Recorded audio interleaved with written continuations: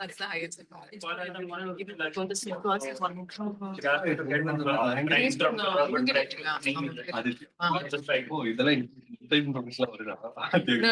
போய் பிடிச்சான் வந்து நீ சொல்லி அவன் சொல்லலாம். Oh, there's no. People in. இதனால என்னோட கிரேட் குறைச்சா வந்து என்னால ஏத்துக்க முடியாது. That's funny. ஃபைனலா வந்து கொடுப்பாருன்னு சொன்னா பட் நம்ம பேசி வச்சுப்போம். அவங்களுக்கு வராது. நான்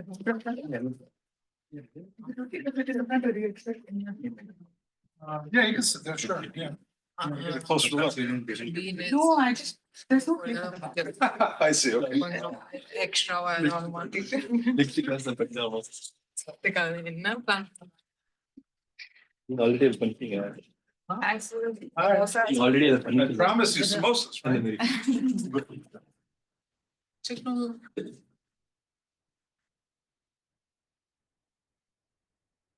Did you like Hyderabad? I love going there. I've spent probably half of the year, the last 10 months, like 5 months out of the last 10 months in Hyderabad, so. Did you go to Gachibowli? Where? Gachibowli? Yeah, I've been there, yep. Yeah, I think the IT hub is there, so. Yes, the IT Tech Hub, we actually had a meeting with the chief minister at the. Wow, nice. It was incredible. Mhm. Yeah, he definitely, we spent about 3 days with the chief minister and the head of his Department of Commerce as well too. Quite impressive, like the media was like paparazzi around him. It was really crazy. Yeah, it's very popular there. Oh, yeah, Mhm. he's done a lot over the last 10, you know, the company's done a lot in terms of just economic. Bangalore. I have. You're fine. Going more for fun. Okay. Is it safe to say that Goa was your favorite? I really like Hyderabad. So I already I ate. mean, I love the food. It's just because I already ate it all. I didn't even know that we were But gonna. I love all. I've got acclimatized to like spice level. Oh, I Indian. eat super spicy. Oh wow, you're one of us. You're one of Oh, yeah, us. so I know what it's. I can take super spicy. What's in New York?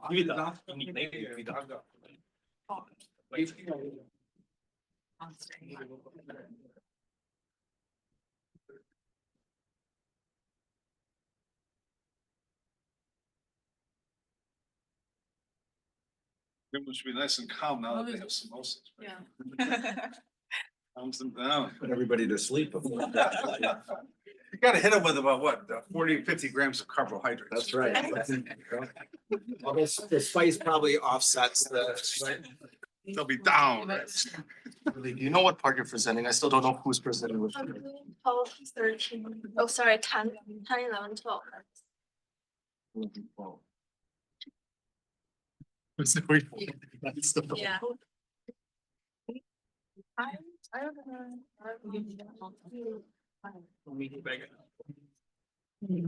know. See, one of the students let you in, right? Yes, well, I think I may have Were you snuck still- in. still- Yeah, we don't need to tell people.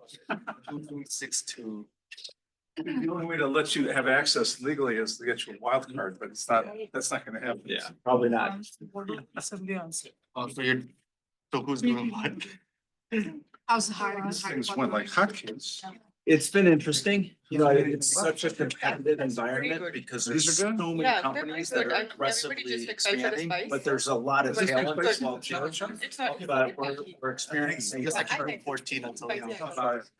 They had this for Ramadan. Oh, The okay. average. For Ramadan. So Yeah, Every 10 yeah. employees, Mr. Rugg. or not employees, for every 10 candidates that accept a position with a company, Alright. 7 end up revoking their acceptance because they get a better offer in that period between when they accept and we can start. Right? Mhm. 30%. Yeah. We're at about 10 to 12%. Oh, wow. We obviously are offering a better value than most, but not all, because we're still losing 10 to 12% of our candidates that have accepted. Is this only in India or do you see this trend even in the US? No, this is definitely, I mean, so you still have some that fall away, but not this type of, it's just a testament to how competitive the environment is and how attractive Hyderabad is for a lot of other companies to go there right now. Yeah. So it is really, I mean, 10 years ago, where our area is in Knowledge City, High Tech City. It was just like rocks and dust and everything else, and now it looks like Dubai there. Yeah. It's really incredible in just 10 years, right? And what's gonna be 10 years from now is even further ramp up, so. Like Google and Meta's, their facilities there, or they have huge campuses in Hyderabad that are super modern, and it's really cool to visit what they have going on there as well. Google's too. planning to build, building a biggest campus outside US. Yeah, I mean, they, right now, they have 4 skyscrapers pretty much, just for Google. 3 huge cafeterias. It's like, almost like a university campus going to Google right now in Hyderabad. It's really cool. Really, really cool. Google's big in Hyderabad. Oh, yeah. What's the time period you're looking at to finish hiring? I think this. That's a great question, right? In terms of what leadership, so I think leadership has been very impressed with what talent is in Hyderabad. And so the initial plans was 3,000 employees, which so we finished the office space needs for 3,000 employees. But now it's looking like we're gonna go up to 10,000 employees. So we have like a phase 2 and phase 3 in terms of building our facilities and then also our hiring and recruiting engine. To probably, if we go to 10,000, it's probably gonna take 2 more years. Right now, we're hiring 500 people a month. Yeah. At the scale, I've never been part of Which slide are you something like gonna that before, so. It's been cool to be in a leadership role. Market Be great people. So, What did you do?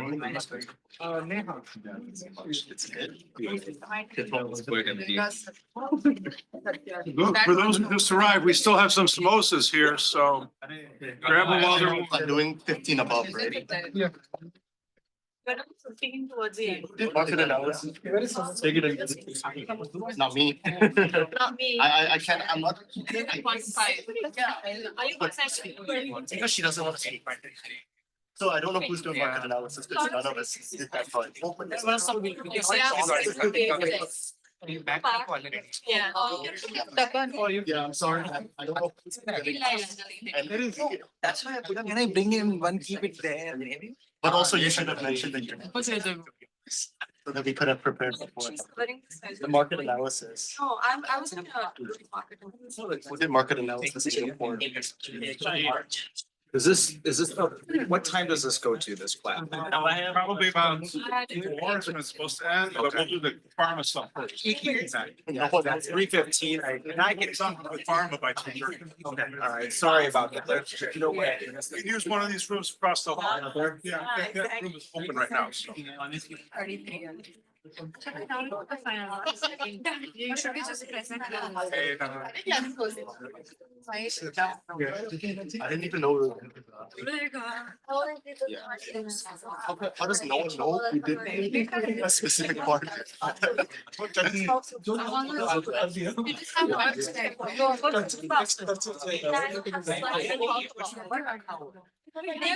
Six and 7.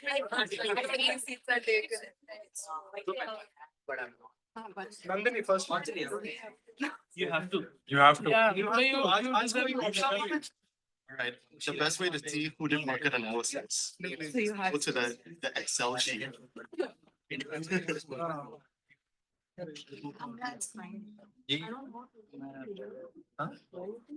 Market analysis was done by Bhavna, according to this.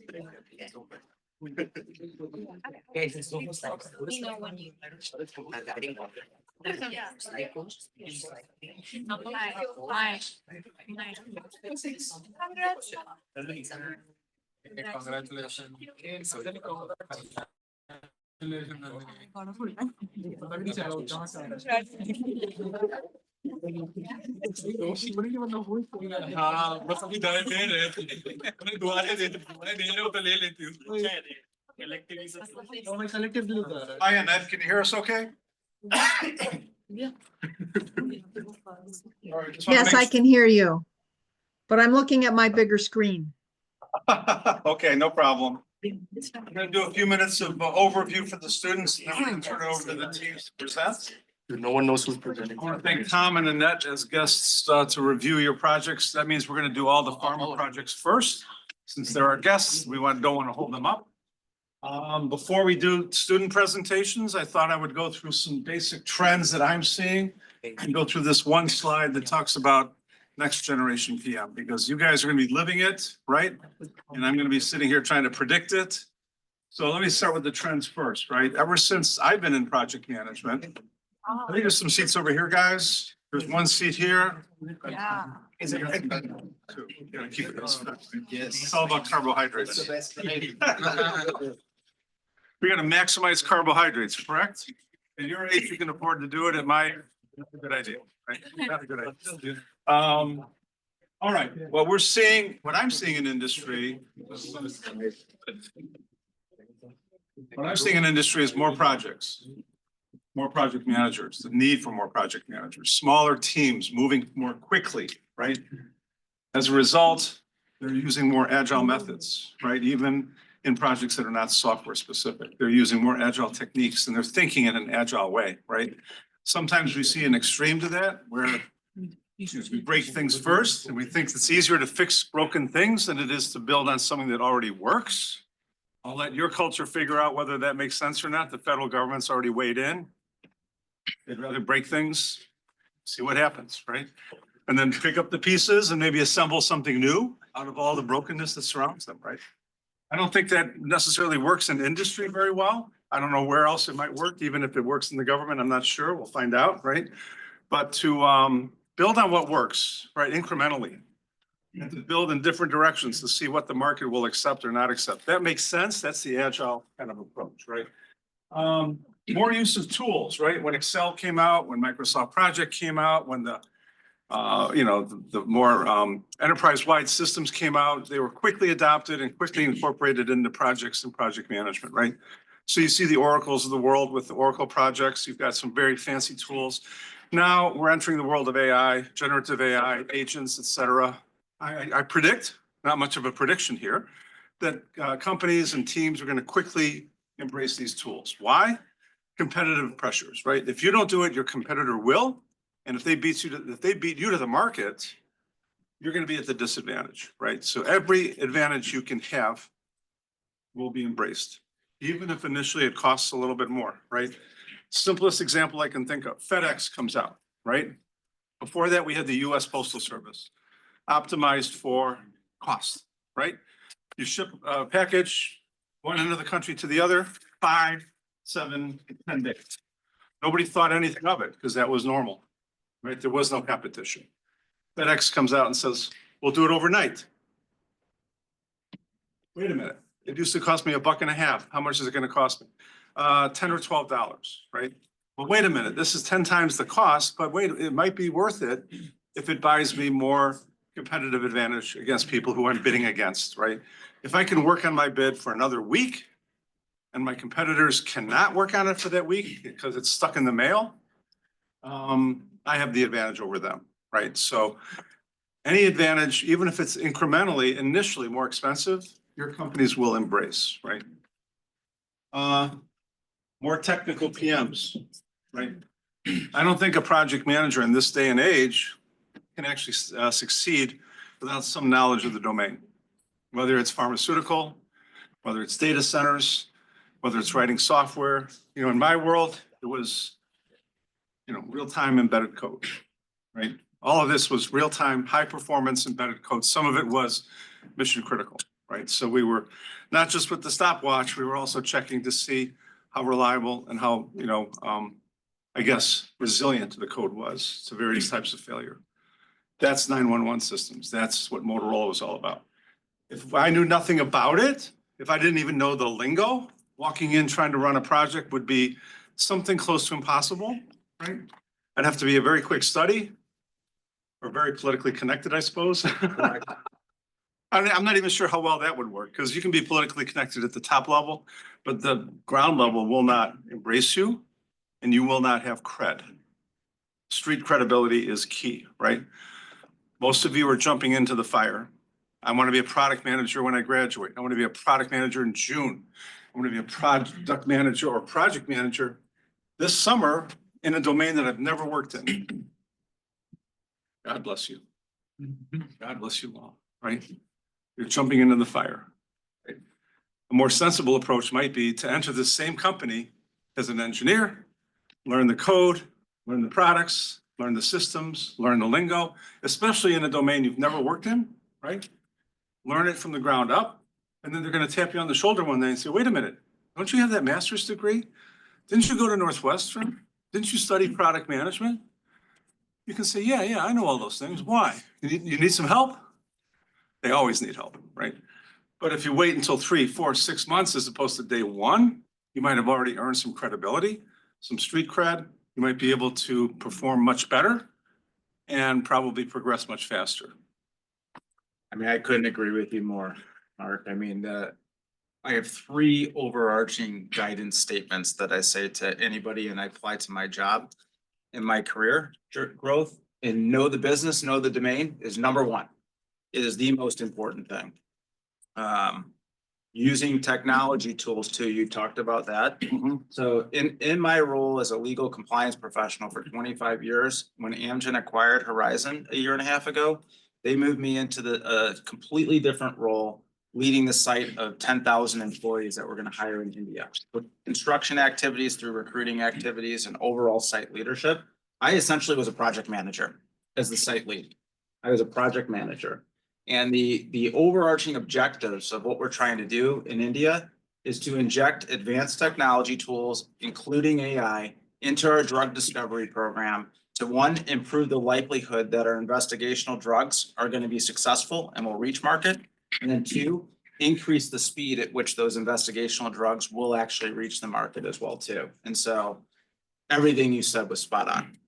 And frankly, they don't know if all these tools are going to work. The fear is that they will work and they won't be the first to use them. Absolutely. Right? If they all fail, everyone's in the same boat. Your competitors are in the same boat you are. Both leaky boats, you know, your feet are wet. Not a good strategy, but on the other hand, you tried. These new technologies show great promise and they've performed in other industries, right? So they're more or less, quote unquote, proven. But until they're proven in the product domain that you're in, right, it's still a little bit on the unproven side. It's up to you as technology leaders, as project and program and product managers to decide along with your senior leadership, are we going to take that risk, right? Are we going to take that leap of faith that these tools, these technologies will help us in the future, right? And more than likely you'll get the thumbs up because again of that fear. Now you're in the position of having to lead your team through the unknown. Right? We've never used AI tools in drug discovery in this company, in this division before, right? You want to be the first. That's always going to be the question in front of you. Do you want to be the first? Do you want to lead the team that's going to be the pioneer? You can take the coward's way out and say, no, I'll let somebody else be the first. I'll be the second, right? Nobody wants to be the first into a minefield, right? I was always the other way. Sign me up. I'll put a blindfold on me, put me into the minefield. I'll figure it out, right? I'm smart enough to carry a stick, right? This is your choice. These are going to be your decisions. You, your team, your senior leadership, right? So in addition, what the textbook says or what the article says about Next Gen PM, you're going to need a whole bunch of skills, most of which, maybe all of which you're getting here in MEM. So I believe in my heart of hearts, otherwise I wouldn't be here. I don't need to be here, guys, right? Neither do you. You chose to be here at a cost. I chose to be here at a cost, right? But the skills you're getting, organizational awareness, right? Data acumen, the ability to function cross-functionally and collaborate across an organization, to think horizontally, decision-making that's objective, that's data-centered, right? That uses the tools, right? Your 407 tools, optimization techniques, right? Technology adoption, financial acumen, process expertise. These are part and parcel of MEM. This is who we are, right? This is what the article says you need in next generation project management, right? Thoughts, comments? Something missing? Something wrong? I know you're only halfway through your program at this point, right? You still have a ways to go. But I mean, frankly, 80% of the code being written at Google is done by a machine today. They're saying in short order, maybe even this calendar year, it'll be closer to 98%. And by the 2030s, it'll be fully automated from one end to the other, right? What role do you want to play, right? Orchestra leader? I don't think so, right? I think, frankly, I think that's your best bet is to be orchestra leader, to be able to do that, understanding the technologies, both from the process side and the product side, right? With that, the agenda, I thought we would start with the three Amgen teams. We got Lincinto, Evenity, and Nplate, correct? And then we got 4 data center teams. We'll take a break in between. Did I have that right? Can we get started with team 1? Sure. I'll let you share the screen. Every team should be prepared to share their screen. Before we start, Annette, did you want to say anything? Any gonna share comments this from your screen. side?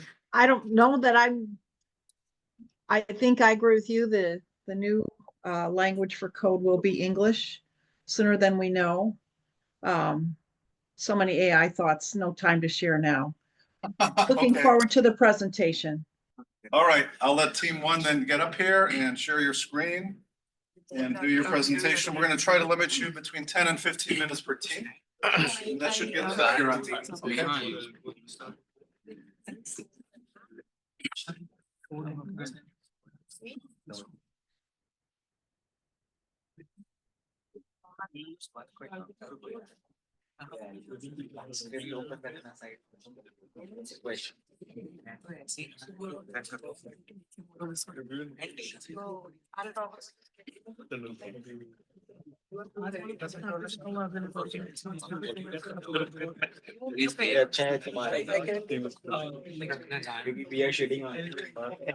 you can tell your colleagues back home is when you take a class in project management, you put together, We are just saying, we are better. you're putting together a comprehensive project plan on a drug discovery. Slide on it. You got an executive from that company reviewing it in real time in the classroom, right? There's something that's like here. That's a good idea. Split them up. There you go.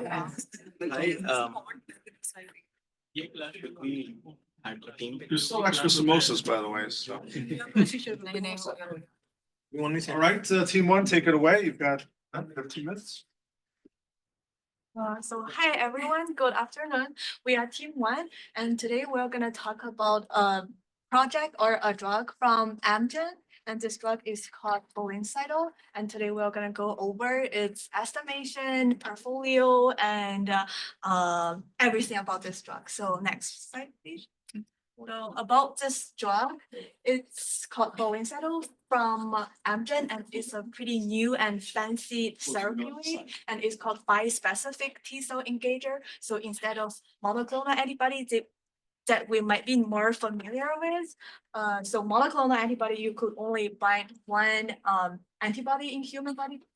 However, our drug, which like this figure, it could bind two targets, which means it could target CD19 on B cells and CD3 on T cells. So it's a more efficient and new therapeutic way, and it's the first therapy approved by FDA, and it's administered by intravenous infusion, like this figure. So patients would usually get injected at hospital by nurse or doctor. So next slide, please. For its target diseases, this drug will treat blood cancer, acute lymphoblastic leukemia, short for ALL. And this is a hematology and oncology.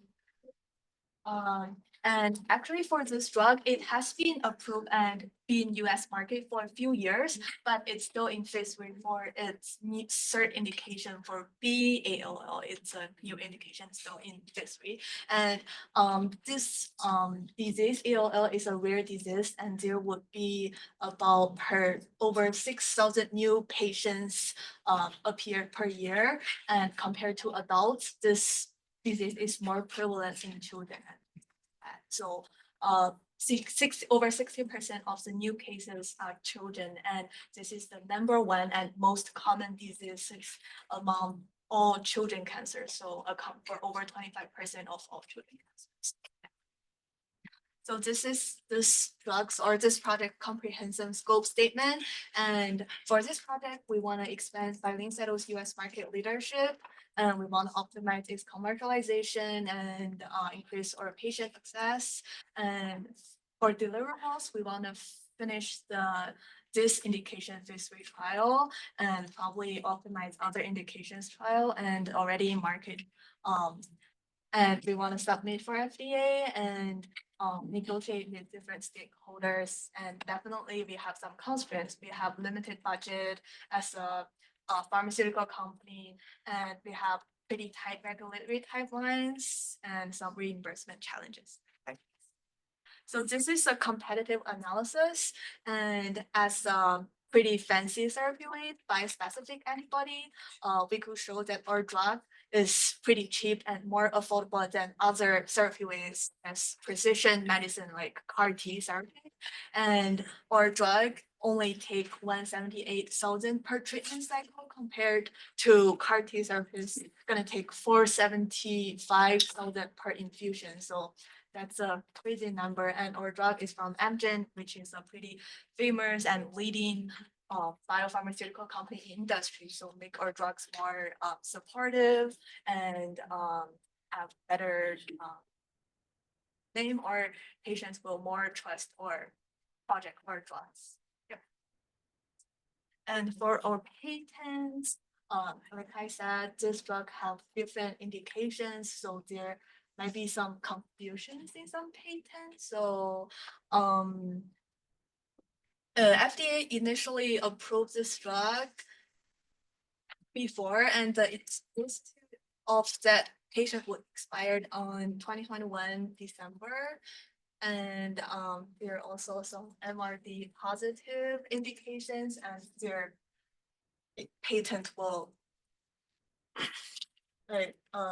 expire in different states. So that's also a problem we have to consider when we calculate the net NPV. And for reimbursement climate, it's supported by different health insurance. So different health insurance providers such as MediHealth, Aetna, Cigna, or Blue Cross Blue Shield, and it's also supported by Medicare and Medicaid. And there's also some screening criteria for patients to get reimbursement, such as they need some real world survival data or evidence, and there's also some mitigation strategies like we listed in our report. Yeah, so for market analysis, like we talk about, it's a rare disease, so about like 6,000 new cases annually, and the market penetration for relapse and refractory is about 65%. So the growth outlook is about 12 to 15% through 2030, and the optimistic revenue is about like 1.74 billion, with the conservative billion 1.39 billion. And like we have like competitions to CAR T therapies and antibody drug conjugates, but because this is like a new type of drug, so we like believe it's like pretty competitive compared to the other. So this is like a Gantt chart we have for the projects, and the one with the purple is the hypothetical project. Is like, what if everything goes well, then like with like the drug discovery about like 4 to 5 years, the IND submissions for about 6 months, and then each of the clinical trials for 2 years, with like FDA approvals for like 2 years as well. But then in real time, the initial drug discovery and the all the process of buy and development took about like 10 years, and but then Amgen like applied for fast track and expedient approval, which is like shortened the approval process for pretty long for a pretty short time, which helped the process of their like approval process. It's just compared to the hypothetical, they have a longer drug development time, but then just a shorter approval. So cool. Coming to how does the clinical trial work? We are going to speak on the project effort estimation. So when we bring out a drug, there is discovery phase where the drug is initially discovered, then there's a lot of research that goes behind it. After which we have a drug that can be tested and it goes through clinical trials. There are different phases of clinical trials that we have been that we can see. So the first one is initially about we pick the patients whom we feel the drug can be most effective to, and we start administering the drugs. It's definitely two-way process where the patients also have to agree to try this drug because it's not known in the market. That's phase one. And then we see if the drug is actually able to cure the disease, if it's able to act like the way we saw it coming. And then we move on to see the side effects and any issues in this phase one, where we then trial it with another 100 patients to see if there's any other issues. Now, beyond this phase, we have the opportunity to start speaking with insurance agencies and other factors which would help us like fund this drug. We can show them results of what has gone through in the initial phases and ask them to start covering it under their insurance. So another aspect of this is while doing these clinical trials, we need immunotherapy expertise in sites where we can start administering these drugs. And also it requires a lot of cost. This is where all the most of the money goes after the R&D, where we have pilot cases running in different parts and we kind of analyze each patient's response to this drug. Next slide. One more key thing is once we go beyond the phase 2 to phase 3 and phase 4, we have the tower analysis where we see the most efficacy is going through or not. And then we can then apply it for the larger population. So coming to project risk and mitigation, we have like severity, occurrence and detection. That's how we are calculating the RPN value. So how we are gauging these is we took up around top 5 risks that any drug would go through. Initially, definitely it's FDA delays, they need to approve it. They have a set line of things to look into. Based on that, the drug is developed. And then once it's in the market, we are getting it tested. We have a lot of market competitions already existing, which is fighting with you to for the pricing and how well its efficacy is. And then once it's past that, it's on how patients are able to adopt to it. So usually we face low adoption rates or then manufacturing challenges, like depending on the demand, we need to keep altering our supply chain and ensuring the drug is in the market.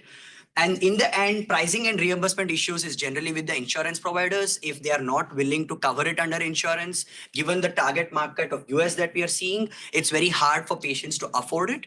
So based on this, we have kind of given numbers on the severity, occurrence and detection, and RPN is a product of these. So lower the number, lesser the risk. You can see that pricing and reimbursement is the highest risk for us because in severity, it stands the highest. If the drug is not covered under insurance, patients will not be able to claim it.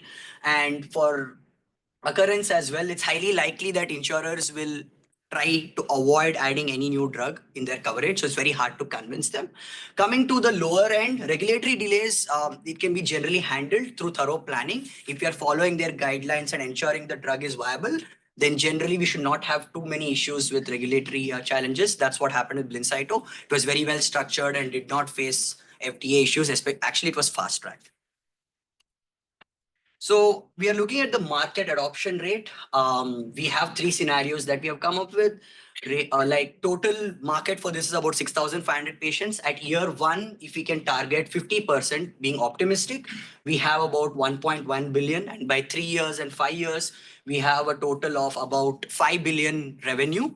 And in the conservative scenario, which is highly likely going to happen, we have only about 35% of patients that we'll be able to reach in year 1. And then moderately and slowly as the drug gets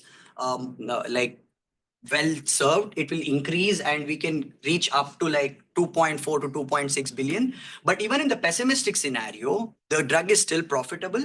Assuming that we get only 20% in year 1 and it's a very slow rate of adoption, we have about 1 billion in revenue at the end of 5 years. So whenever we want to choose to see whether we pursue this project, we always need to consider their net present value. It comes under no surprise that when we kind of look at their net present value after 5 years, everything ends up being positive. Where the optimistic sense, we get 5 billion as our NPV. Conservative, we get 3.67, and pessimistic, we get 1.98. However, this does not really take into account all of the risks that we were kind of mentioning earlier on. And so in order to kind of understand the different types of risks, we kind of used a decision tree in order to calculate our risk-adjusted net present value. If you want to go to the next slide. Now, we use the decision tree over here. And based on this decision tree, I mean, the biggest hurdle here is whether the FDA is going to approve the drug. Typically for oncology products, they have a typical probability of approving a drug at 14.3%. And once we kind of spread out our whole decision tree, we ultimately get our risk-adjusted net present value at $6.09 million, which is completely different compared to what we saw as our NPV earlier on, right? At the very least at 1.98 billion. This shows how important it is to kind of consider the risks of everything. But of course, and when we consider the risks, we also need to conduct some sensitivity analysis. Could you go to the next slide? So conveniently, if the FDA actually had a lower, I would say, like acceptance rate for accepting oncology like injectables, it would not be profitable. So for example, at 14%, we would get a negative RNPV or risk-adjusted NPV. And this would generally tell us to not really pursue the project, but that is precisely why we need to do a sensitivity analysis to kind of determine whether we should even pursue the project. And can you go to the next slide? This kind of tells us like at every single value, the different, I would say, risk-adjusted NPV that we get. So as long as we're kind of above that 14.1% mark, we're kind of good. But fortunately for us, the rate that we actually found of what the FDA does is 14.3, which made it a lot easier. But with that being said, can you go on to the next slide?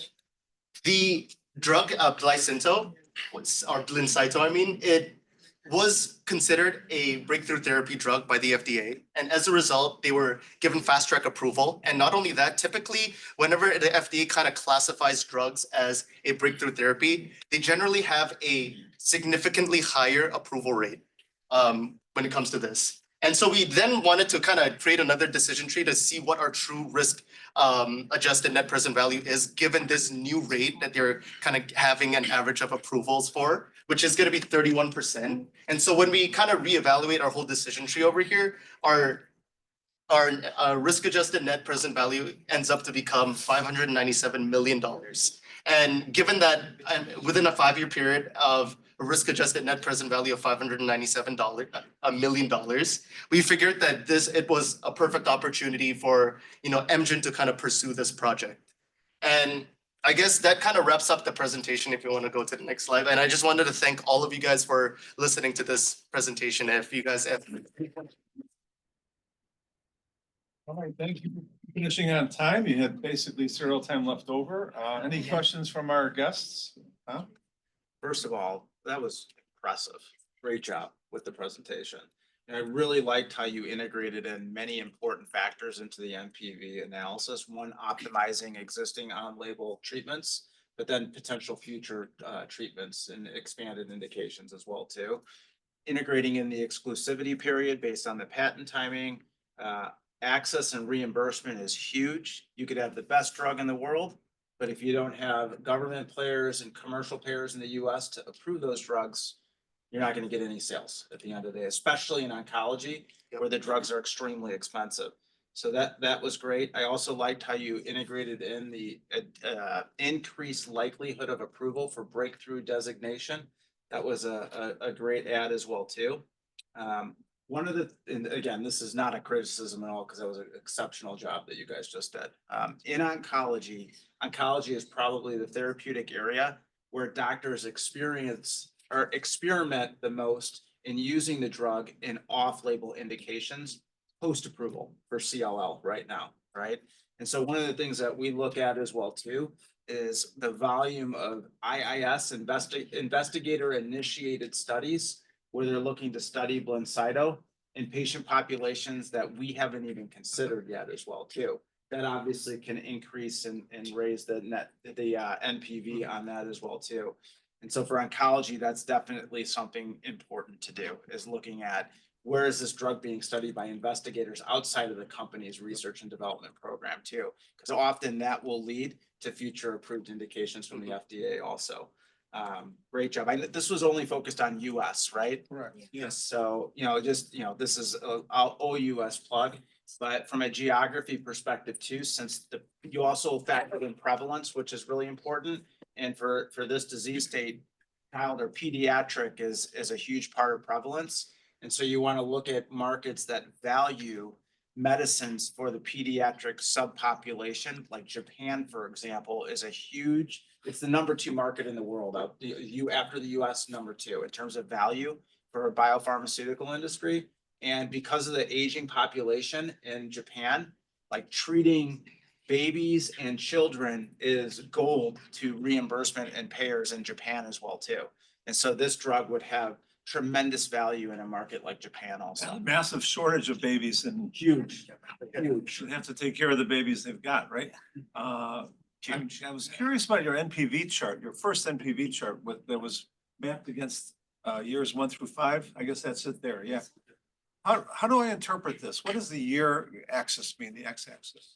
Oh, that just means the year after. So in the 0th year, we kind of assume that we've already spent that $500 million, but we were going to continue to discount I would say our cash flows over the next coming 5 years. And the reason why we chose 5 years was because typically, especially when you're a publicly traded pharmaceutical firm, kind of shareholders kind of want to see some short-term results. And so that's why we kind of limit it to 5 years. But essentially why we also chose 5 years is because this also kind of meant where we can kind of invest our money into a different, I would say, different drug or different project, if you will. Also, usually after the development, usually within 5 years, it expired the drug. This is years of revenue. Years of Yeah. cash flows, yes. So It's this is gonna years be, after launch. yes. So that's the missing piece for me, I guess. So really, what's the lifetime of that drug in the market? It's beyond 5 years in many cases, right? Yeah, but then usually with the patency expires, other competitors can come in and then formulate the drugs, similar drugs. So usually the 5 years is usually the period where they have the whole the main market. So as advice to this team and all the other teams, I guess the way I would look at it, and maybe Tom can overrule me, but look at it through the life of the patent, right? In essence, what's your effective life in the marketplace? If that's 5 years, 7 years, 10 years, whatever that is, it's not really a variable, because what you're doing with NPV is you're collapsing all those revenues, future revenues, positive, cash flow, into a single number today. And that's what makes this a little bit confusing, because you're really truncating the revenues artificially in years 1, 2, 3, 4, 5, and I'm not sure who would even want to know that. Yeah, Professor, so this is a go/no-go recommendation for phase 3 research that we are doing with Blincyto. So that's the reason we kind of kept it as what would be our short-term revenue with it, if at all we went through with the project. So this is a recommendation we're making for phase 3, but for Blincyto's entire life cycle, that's another thing altogether. That drug's been there for almost 10+ years. So this was for the phase 3. Should the company actually invest So in? how long will phase 3 be in the market? So that's why we kept it for 5 years. That's our point of keeping it to 5 But years. it's likely will be more because the patent expires after 5 years? Yeah, there's one expiring in 2026, and then there's one more expiring in this month, this month as well. and a few have expired in the past. So you've got a myriad of patents that expire over the next 5 years, from this year through all the way through 2030 something, There right? are 2 within the next 5 years, and then Yeah. there's one in 2030. What is your true freedom to operate? Can you actually operate? Can you sell product where you don't have patent coverage? And at what point will you become vulnerable to having generics come in after you? Yeah, you could still sell, and given its efficacy and the brand it's already got, it's proven to work, so it'll still run even after the patent. But as you said, when the generics come in, you will have to go and file a different patent by making another change or looking into what we had developed earlier, and then refile the patent and go. So we are not sure if that's going to be there or not. That's the reason we have kept only 5 years, and we are focusing that, let's say the phase 3 went through and we were able to sell the drug in a short term, how much would we make? And if we get a patent, that will again be. And also, we incorporated all of these numbers into our decision tree because, you know, considering all of the risks that are involved with that, we kind of wanted to keep it short to identify whether this, within this 5-year period, whether it's really feasible to kind of pursue this opportunity. Because the sensitivity analysis also will go very haywire if you keep such a long term, lot of other variables will come in. So, okay. yeah, that was one more thing. I'm glad you pointed this out though, because there's also a difference in the type of therapeutic in terms of once you lose patents. So if you're talking about like a traditional small molecule where you can make an exact replica generic versus a biologic treatment, like Humira, for example. Humira is an AbbVie product, the largest grossing drug over the last 10 years. Biosimilars, I'm sorry, are not like the exact same replica. And so usually physicians will, one, want to keep their existing patients that are already on Humira after the patent expires.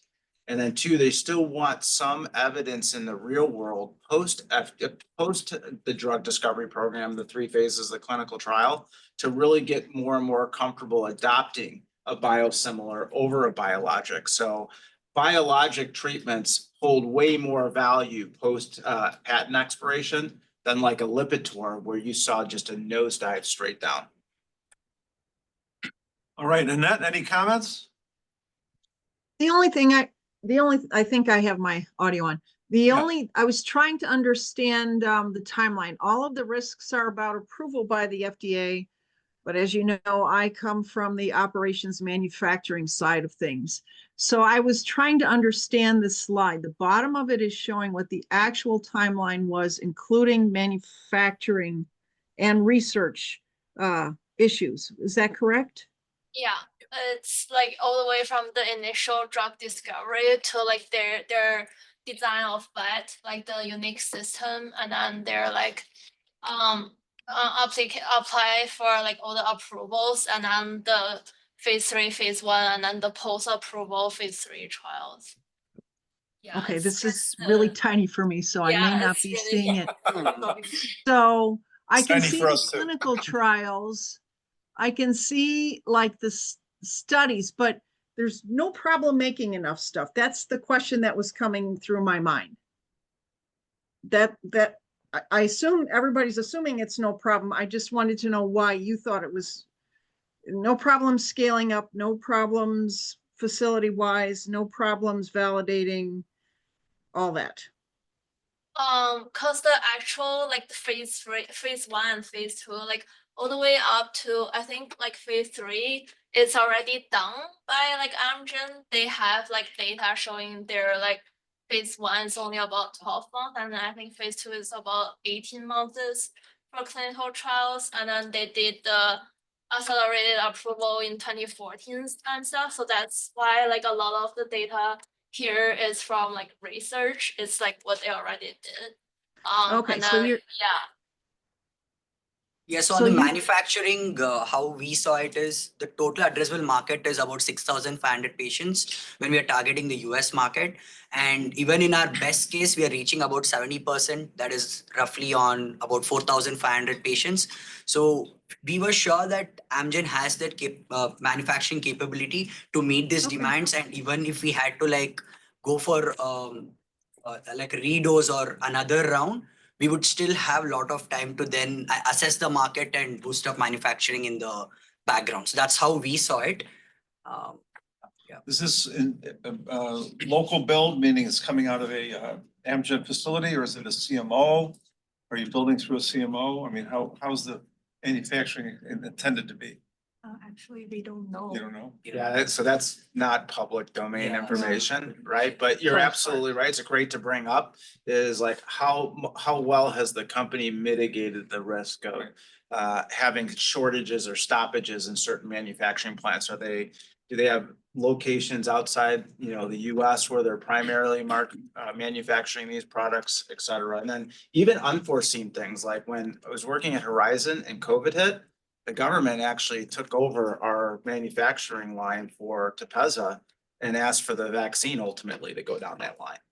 So Now, that's. we got benefits from the government Well, for they wrote you allowing checks, but they wrote you checks, but They- they couldn't, they yes. couldn't give you more capacity, Right. right? Yeah. Correct. So they took your capacity. Right. They seized it. For a And that short meant you period of couldn't time. apply it for your normal product line. I don't know all the benefits that Horizon got for agreeing to do that, but I know that it wasn't there definitely was benefits to allowing the government to come in and do that. Some favors in Washington maybe, I but. mean, at the end of the day, government plans account for 42% of prescriptions in the US broadly. Different populations of patients will ladder to a commercial plan or a government plan in the US, but broadly speaking, 42% of patients' insurance plans or 42% of prescriptions are covered by government healthcare plans like Medicare, Medicaid, TRICARE, Indian Health, et cetera. So Right. So, go ahead, Annette. I just wanted to add some biologics, the life cycle for harvesting, you're harvesting every 3 weeks, but there's only so much you can harvest. You build safety stocks for all the intermediate steps before you get to the final drug. The cycle time is not like a short, small molecule, like 3 weeks, 2 months, 3 months. It's usually longer. So that's why I was wondering if that was in the purple timeline, but I think we've discussed it enough for this particular project. So the 4,500, I guess is your total available market or total addressable market? Yeah. So is that 6,000. 6,500. Yeah. so 6,500 people are diagnosed with this disease Yeah. every Yeah. year? Yeah. And 70% of them seek treatment. That's like optimistic that this is the drug that will That we- be helpful to yeah. them. So That's can I what ask, what's the cost of the normal treatment?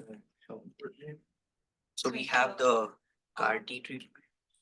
Yeah, so it's a rare disease, so we don't have a lot of competitors, but CAR T therapy is a precision medicine, which costs a lot.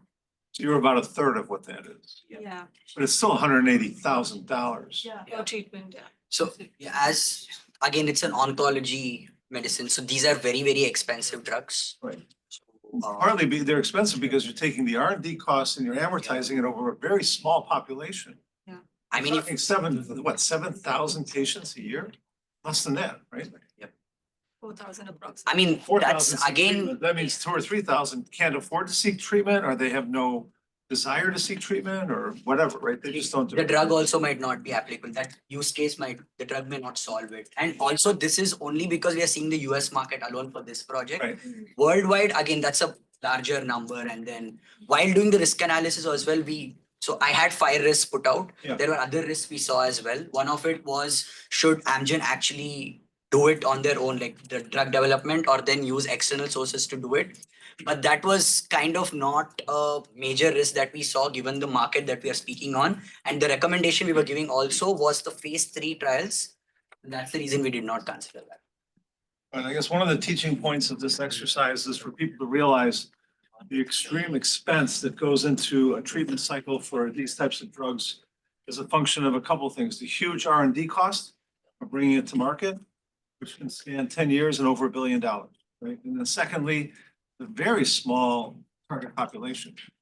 I mean, frankly, you've got more students on campus here than you have.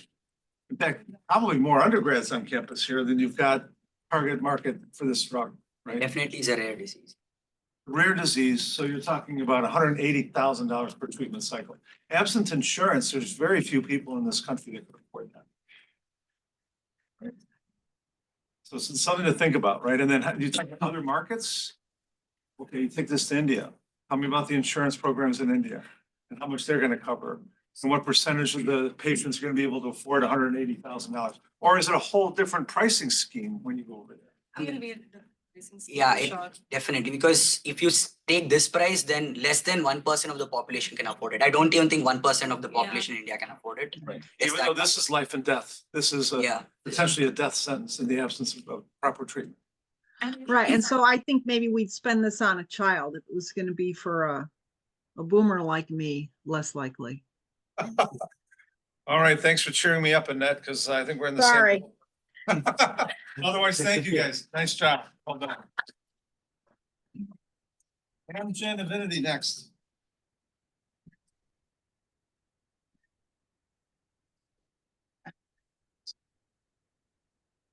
while we're waiting for the next team to set up, thoughts about this last team in terms of, what do you guys think of the job they did?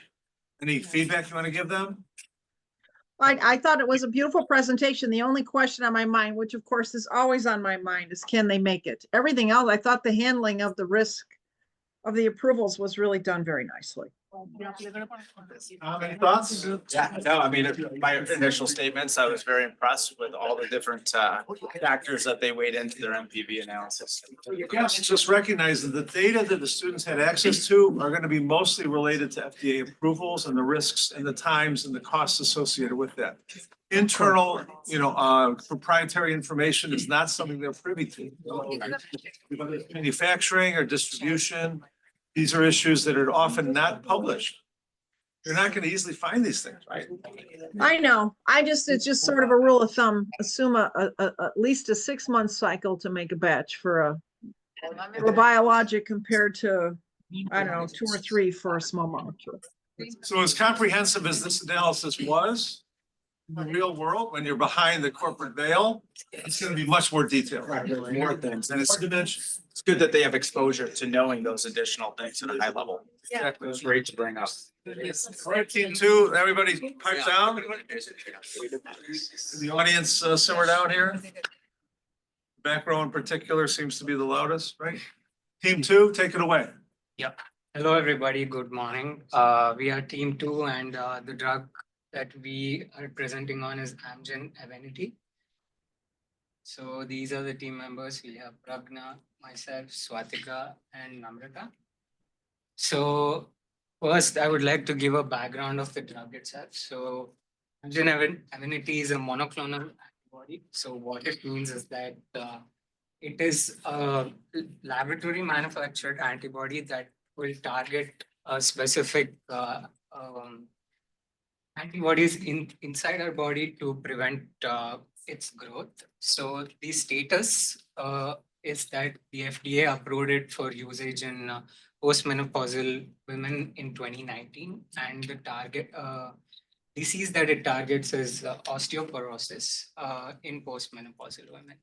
So next, I would like to talk about the disease itself. So osteoporosis is a very prevalent disease. So it is basically a chronic skeletal disorder which causes your bones to weaken and increases your risk of fracture. And so you can see here that 1 in 2 women and 1 in 4 men over 50 suffer from this disease. And over 10 million are affected in America and 44 million are at high risk. So the main issue with osteoporosis is that it is a silent disease. Even though your bones are becoming brittle day over day until the bone shatters and you have a fracture, you cannot detect it. So currently, the options for preventing such a disease is by taking supplements, so calcium supplements, vitamin D supplements, and you buy phosphonates. But Amgen is, Evenity is different to all of these drugs. So the main advantage with Evenity is that it is a dual action drug. So dual action in the sense that it increases bone formation and also decreases bone resorption. How does it do it is by inhibiting sclerostin. So this compound is produced by our body, and over time it weakens the bones. But with the usage of this drug, the sclerostin is inhibited. So this means that your bones do not become weaker over time. And as you grow, your bone kind of disintegrates and flows into your bloodstream. So Evenity also controls that to a minimal level. So it is a different type of drug because it has a dual action. And the main advantage with this drug is that it is administered once a month for a period of 12 months, unlike other drugs which need to be administered weekly or even daily. When it comes to the patent status, Amgen acquired the patent for Evenity in 2019, and it was supposed to expire in 2026, but they applied for an extension, and the revised expiration is in April 2033. And in Europe and Japan, it's going to expire in 2031. The way we went about the timeline analysis of the research and also development of the drug was through 5 stages. First one was target identification and preclinical development. As Rishabh mentioned, research was done on the impact of sclerostin on bone health, and Amgen developed an antibody which was anti-sclerostin that could be used for osteoporosis. And this research was done on animal studies, and then the clearance for studies on humans was obtained, and they moved to the phase 1 of trial, where the safety and tolerability of the drug was tested on humans. And in the phase 2, the dosage levels was tested on, and on phase 3, it was tested on women with osteoporosis and also high risk of osteoporosis, and women with cases of fracture in their past. And finally, they got the FDA approval and the approval for patent in 2019. And also one more thing is that can you go to so similar timeline was followed for also doing research on using the same treatment for men with osteoporosis and also pediatric osteoporosis, where the phase 3 of trial is currently in place right now. And this is the timeline analysis we did on Microsoft project. And with respect to cost analysis, we researched on how much it took for Amgen to for all these stages, and the total estimated cost was 1 to 1.37 billion US dollars. Okay, now let's move to the market analysis. The total market, including US, Germany, Spain, Italy, and France, there are around 500 million women who are getting treated. And on the whole, there are 1 million people who are affected with minute fractures or less bone density and everything. So our TAM here, based on the market analysis, comes up to 10.5 billion in 2023. Now that they have extended the patent in 2033, we are expecting that to rise to 17.9 billion. And the serviceable available market currently is 30% of the total TAM, which is around 3.15 billion in 2023, which is also tend to increase with the expansion of the market after the phase 3. Then we have the serviceable obtainable market of 1.16 billion in 2023, which is also set to increase in 2033. Next, the target market.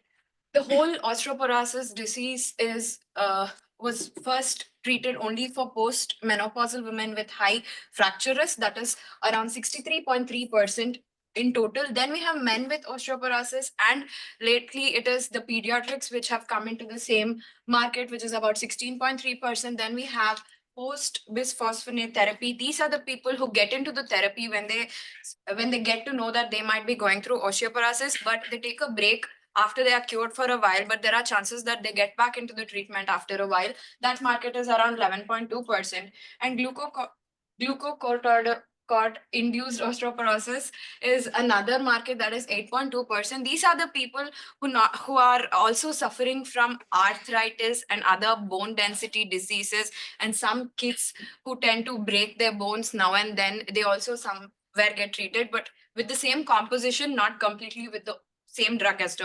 osteoporosis. Then let's move to the risk analysis. The first biggest risk that we see in this drug is the FDA approval failure. This is because the FDA has been scrutinizing this because of the cardiovascular risk concern that this drug carries, which is very hazardous for anybody's health. And during the phase 1, 2, and 3, they have constantly worked towards getting rid of this risk in order to get the FDA approval or to extend the patent in the future. Then along with the cardiovascular health, there are some patients during the testing phase who also had some small minute issues of getting a stroke and some also the cardiovascular death. The second one are the competitors. Like I mentioned, this drug is being used in majorly 7 cities in this country with over 1 billion people. In Italy, there are 2 other people, Eli Lilly Sferto and Radius Health Timeless, who are also making the same drug, but the way they are treated is a little different compared to Evenity, because here, like Rishabh mentioned, it's a through injection for monthly basis, but they are a slightly different drug, but then we still have to dig deep on how they are being treated for how long. And next we have the COVID-19. Here we are covering how supply chain manufacturing was affected during COVID-19 because of the drug, which is in a form of injection. This also went through a lot of cold chain issues, which was very hard during the times of COVID. Then with the manufacturing, the supply chain management was very critical because it is a very big market, and women, the number of women who go through this are also very much higher because, like Rishabh mentioned, it's 1 among 4 people who are being treated with this. Without some people also won't even know that they're going through something called as osteoporosis, but we have seen in our families how older women tend to have weaker bones, getting hurt very easily after this reach the menopausal age. So we have assessed the estimated duration of all the key phases in Evenity life cycle and their financial impact per day if in case there's any delay, and their mitigation priorities. We have analyzed the current financial impact as well as the future. And if you see, based on the report, we see that in 2024, the revenue is 1.56, and we have estimated that in the future, the revenue would be 2.3. And there was a growth of 35% from 2023 to 2024. So we have calculated the MPV for both, and we see that despite there are chances of having critical risks, there is 3.3 billion addition in the revenue. So coming to the recommendation, it is really difficult for us to say anything other than a go situation because Evenity has maintained exclusivity till 2033. So this means that the drug will remain exclusive and no other competitors can enter the market for at least a decade. So even with the addition of the male and pediatrics, you can see that the 3.36 billion increase will give an advantage of 27.5% to Amgen. And as you can see, we also did the Monte Carlo simulation to get a confidence interval of what exactly the NPV would look like. And even with that, the advantages far outweigh the disadvantages. Since significant value has already been spent up until phase 3 development for the usage in men and pediatrics, we would recommend Amgen to go ahead with the expansion because they will remain the exclusive owners and they are the biggest player in the osteoporosis market. So the one thing that we need to consider is that risks with the FDA approval could be an issue because there have been issues with cardiovascular health previously. But regardless of that, even with the adjusted risk, we can see that the suggestion for Amgen is to go ahead with the development of Evenity to both men and pediatrics.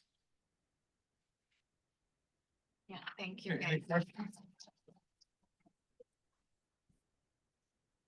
Any thoughts? It's a great job again. You guys are really exceeding my expectations. This has been wonderful. Can you go back to the slide on there was a patient funnel slide, the waterfall slide, I like to call it. It's where you went from 10.5 billion to 1.1, yeah, right here. So is it, when you say addressable market to serviceable, obtainable market, is this just based on like patient populations? Or is this based on like other risks too that you mentioned later on in the deck? This is just the overall market size that is possible. This does not consider The any of risk. So this is like a addressable patients. patient. Exactly. Okay, good. I think that the reason I wanted to point this out is in general competition is important in every therapeutic area. Don't misinterpret what I'm saying, but in general medicine, competition has even more of an impact. You won't see as much of an impact in rare disease and oncology for a variety of reasons. Much more difficult to treat. And, there's not as many companies that are addressing rare disease products as you are in the general medicine world. And so really kind of honing in on subpopulations of patients in osteoporosis is really, really important. Age group 60 to 70. How is the drug excreted from the body? Is it excreted through the liver or through the kidney? Because if a patient has a comorbidity with already chronic kidney disease, taking a drug that's excreted through that organ is actually going to create potentially other issues as well too. So really kind of honing in on subpopulations of patients that you can have a advantage of, just like you did with dosing. I heard the dosing advantage with once per month versus more frequent dosing. That is very important in this analysis. That was one of the key takeaways. But again, Mike, the main criteria that you would be weighing in terms of risks that have an impact on MPV, I think you did a really good job addressing this. You had a decision tree, I assume, you just didn't show it, or you did? Yeah, we have It's it in in the the report, Professor. Okay, I'll take a look at it in the Yeah. report. It's probably too. We just didn't add it because we were just talking about phase 3. That's fine. Yeah. I mean, time constraints, you can't show everything, but I'll look forward to the report. Osteoporosis is one of those diseases that's very not difficult to diagnose, but it goes often undiagnosed, Yeah. right? So does that play into your market analysis? Here, like I said, that market analysis has been done for the current market only, but as a disease, osteoporosis is very hard to recognize because around us, we see menopausal women or older women above 65 years whose bones brittleness, decrease as they grow older. So unless and until they get diagnosed, we cannot say they are suffering from osteoporosis. So that plays a very major role. I mean, it's a very natural phenomena that our body goes through. Everybody goes through it, but people who put themselves to more physical effort are prone to breaking their bones. So unless you are in peak physical condition and all the calcium and vitamins are in a good level in your body, as you age, your bones do tend to become brittle. So for us addressing, like Tom said, I think after a certain age, it becomes more evident, but everybody is prone to it after 50 to 55 years. Got it, okay. Annette, any thoughts? I have a few. I don't know how much time there is. I like the way this was narrowed down too, but a couple questions just came in my mind as I was watching this. First of all, the timeline on the first page is blank for most of it, so I wasn't getting any information out of seeing it. What were you trying to tell me with the timeline? So this was the timeline that Amgen had for the development of the drug for usage in postmenopausal women. So for us, the phase 3 development took around 3 to 4 years, and a similar timeline can be expected for the phase 3 development for usage in men and pediatrics. So, since we did it on MS Project, we're not able to show it in one page. And also the blank part would be pre-2005. So like in 2005 is when the preclinical and trials. Part of it's the Gantt chart format, the way it just. Yeah, scrolls it's through. just the format of Yeah. it. Yeah. Yeah, so Yeah, you half almost of have it to is make your own captured. kind of, yeah, agree. Yeah, half of it is here, the rest half is in the second slide. We couldn't fit it into one. So That's are you fine. saying, are you saying that Amgen published all these dates, or is this something you kind of extrapolated No, or this interpreted? is- This is Uh, published. That's And some of it is yeah, they have put it out on the internet. We have the dates for the trials, like how long the trials took, but few assumptions had to be made based on whatever was not available. Got it. Duration So I is s- what we got. So I assume the end date was a product launch date, and what was that date on this timeline? I'm just curious. 29. 2019. It was approved by the FDA. Oh, it was approved in 2019. Okay, Right. all right. The other question I had is what's the difference between risk 3 and risk 4? So in the risk 3, we are just talking about the time during COVID when it was about the cold chain in supply chain, because this was injection and it was supposed to be stored in very low temperatures.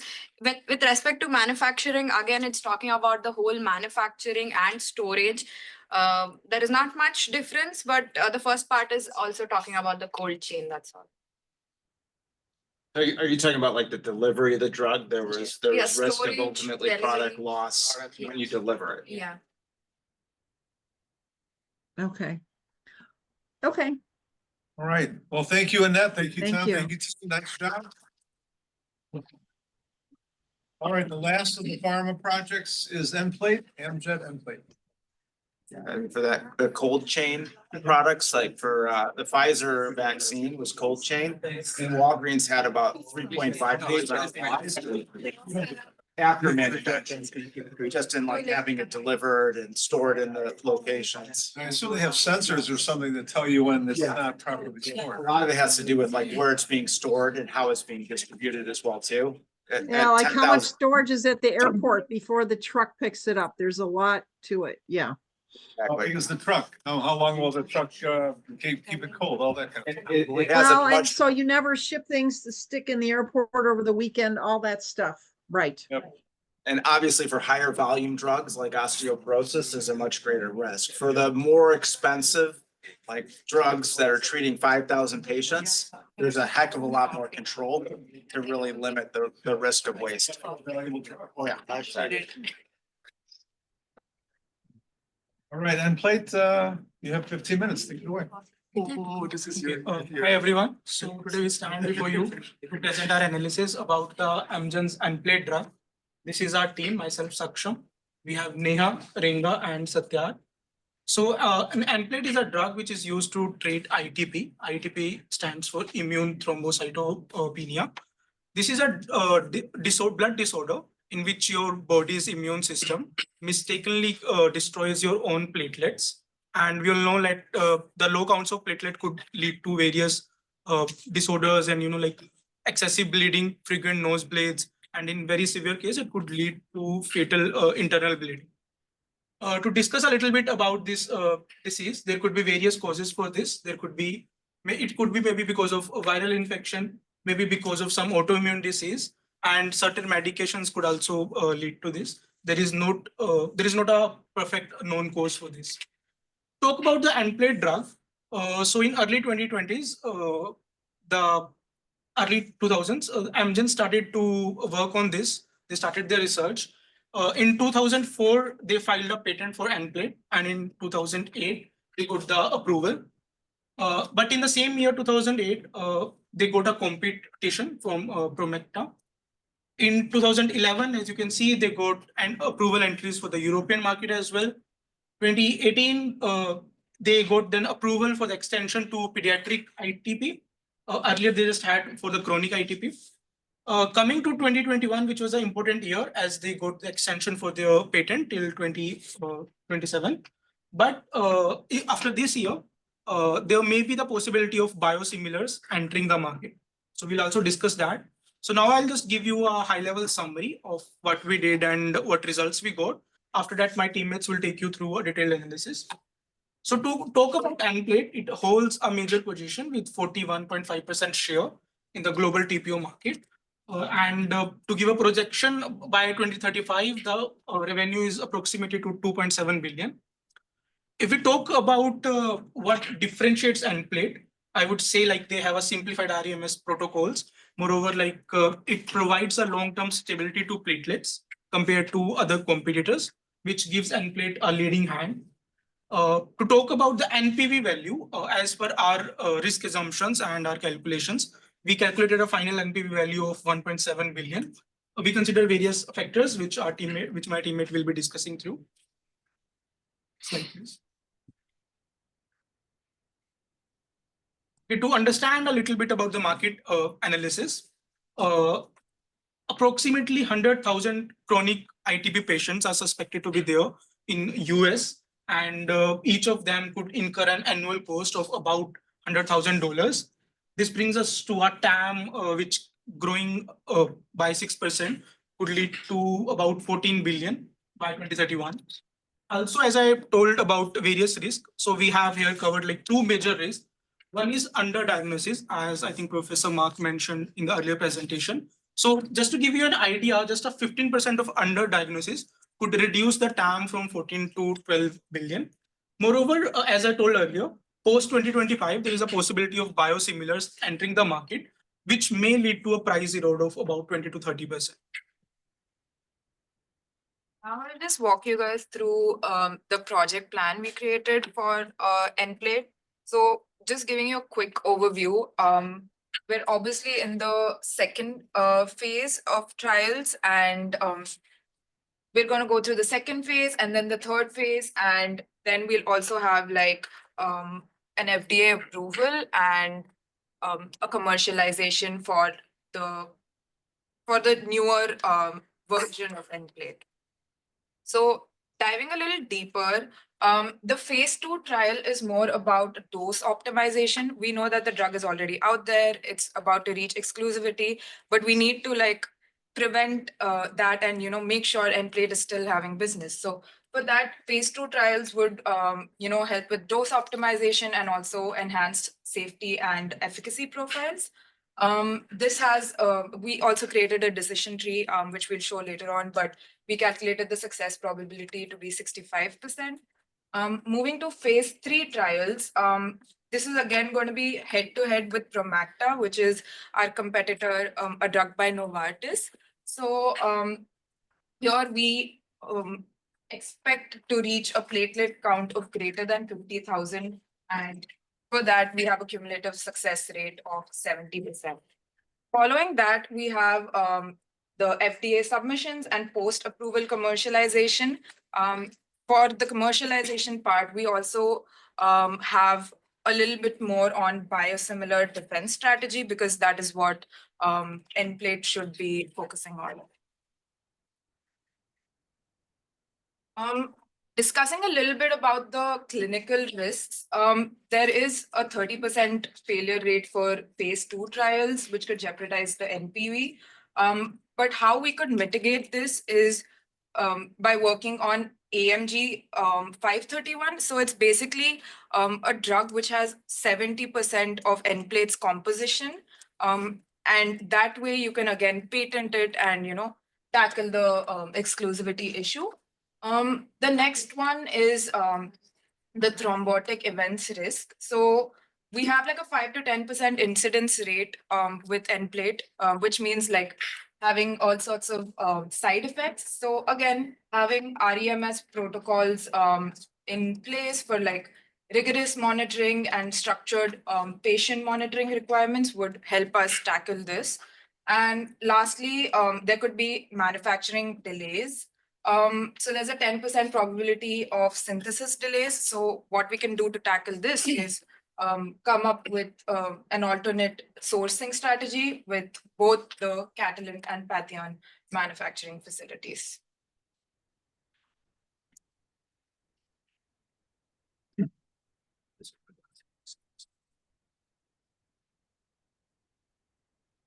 Coming to the NPV calculation, I'd like you to look at the years that you've considered. You've considered from 2022, and I'd like to explain why. So as Tom mentioned in the previous presentation, a multitude of drugs can work for a multitude of conditions. So we'll need to check to which particular patient population our drug is the best. So considering ITP patients overall, our competitor Promacta from Novartis, their drug is kind of like you take it orally, and our drug has to be injected. And so depending on that, our cost of acquisition is going to be like 50% more than their drug. So considering that, even though our drug was more efficient in treating the disease, we'd have to focus our shift to a different patient group. So this is going to be people who are chronic. So people are going to be in a hospital for a longer time. So they wouldn't mind. So the mode of operation is going to be through injections. So that process started in 2022, and that is the valuation that we're considering for this exercise. So if you look at the preclinical, clinical, and the partial 2 costs, it's going to be less compared to starting from fresh because we already have the research in place. Only the channels are going to be a little different.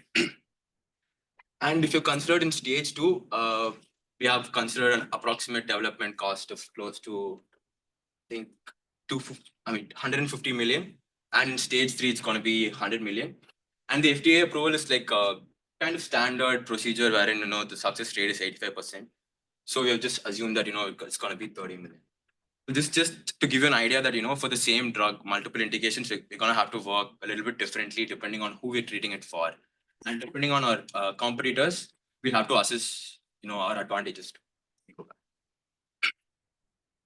Yeah, so depending on the analysis that you saw in the Excel, I could share the Excel later as well. This is how you arrive at the valuation. The base case NPV is that, by 2035, it'd be making close to 1.7 billion per year, this drug. So it's obviously a go decision. We'll be going, and the decision that and the way that we'll be proceeding is by trying to treat chronic patients.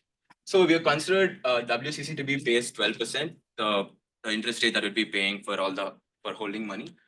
So in case there's a sensitivity, it's going to be a little sensitive. So if it's 1% increase or decrease, it's going to be like 200 million. So this also has to be kept in mind because, of the current, the recent, changes in administration, this is going to get affected. So you can have it, for approximately 1.5 to 1.9 billion is going to be that number. Yeah, so as I said, I think we touched upon Yeah.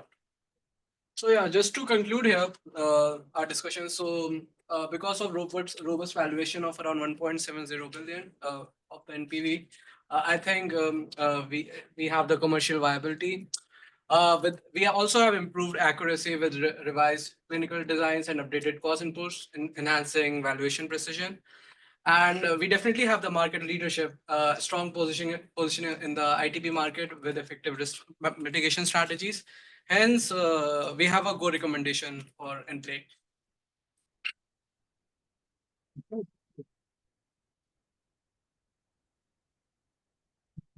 Tom? Yeah, again, very well done. I think what stood out to me on this presentation was really getting into the impact of the safety profile. So you talked about REMS essentially, and some other aspects associated to the risks for this drug. I think, this is one that I'm not familiar with, to be open. I'm not in this therapeutic area. We talked about this, Neha, earlier, right?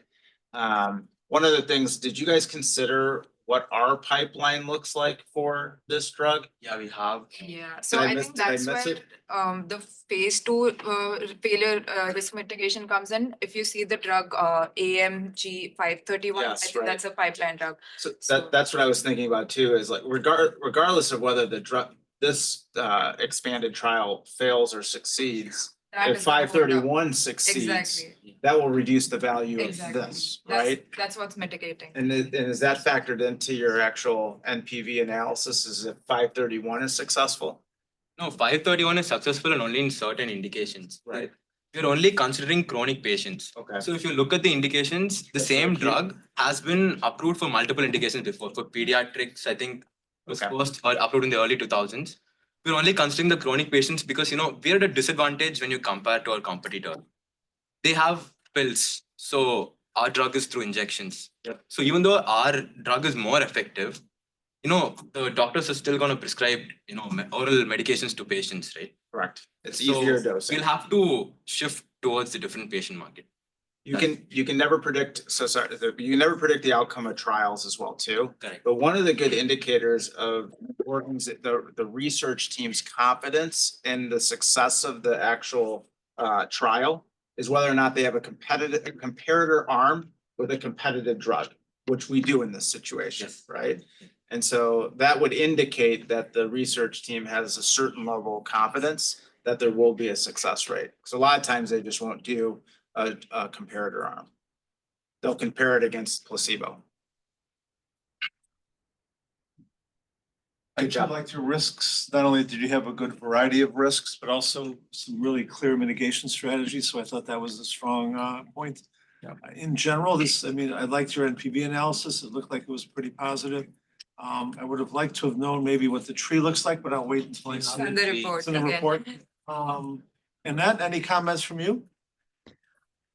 There was one I was thinking of, I think it was the slide before this. Probably it's clear to everyone but me.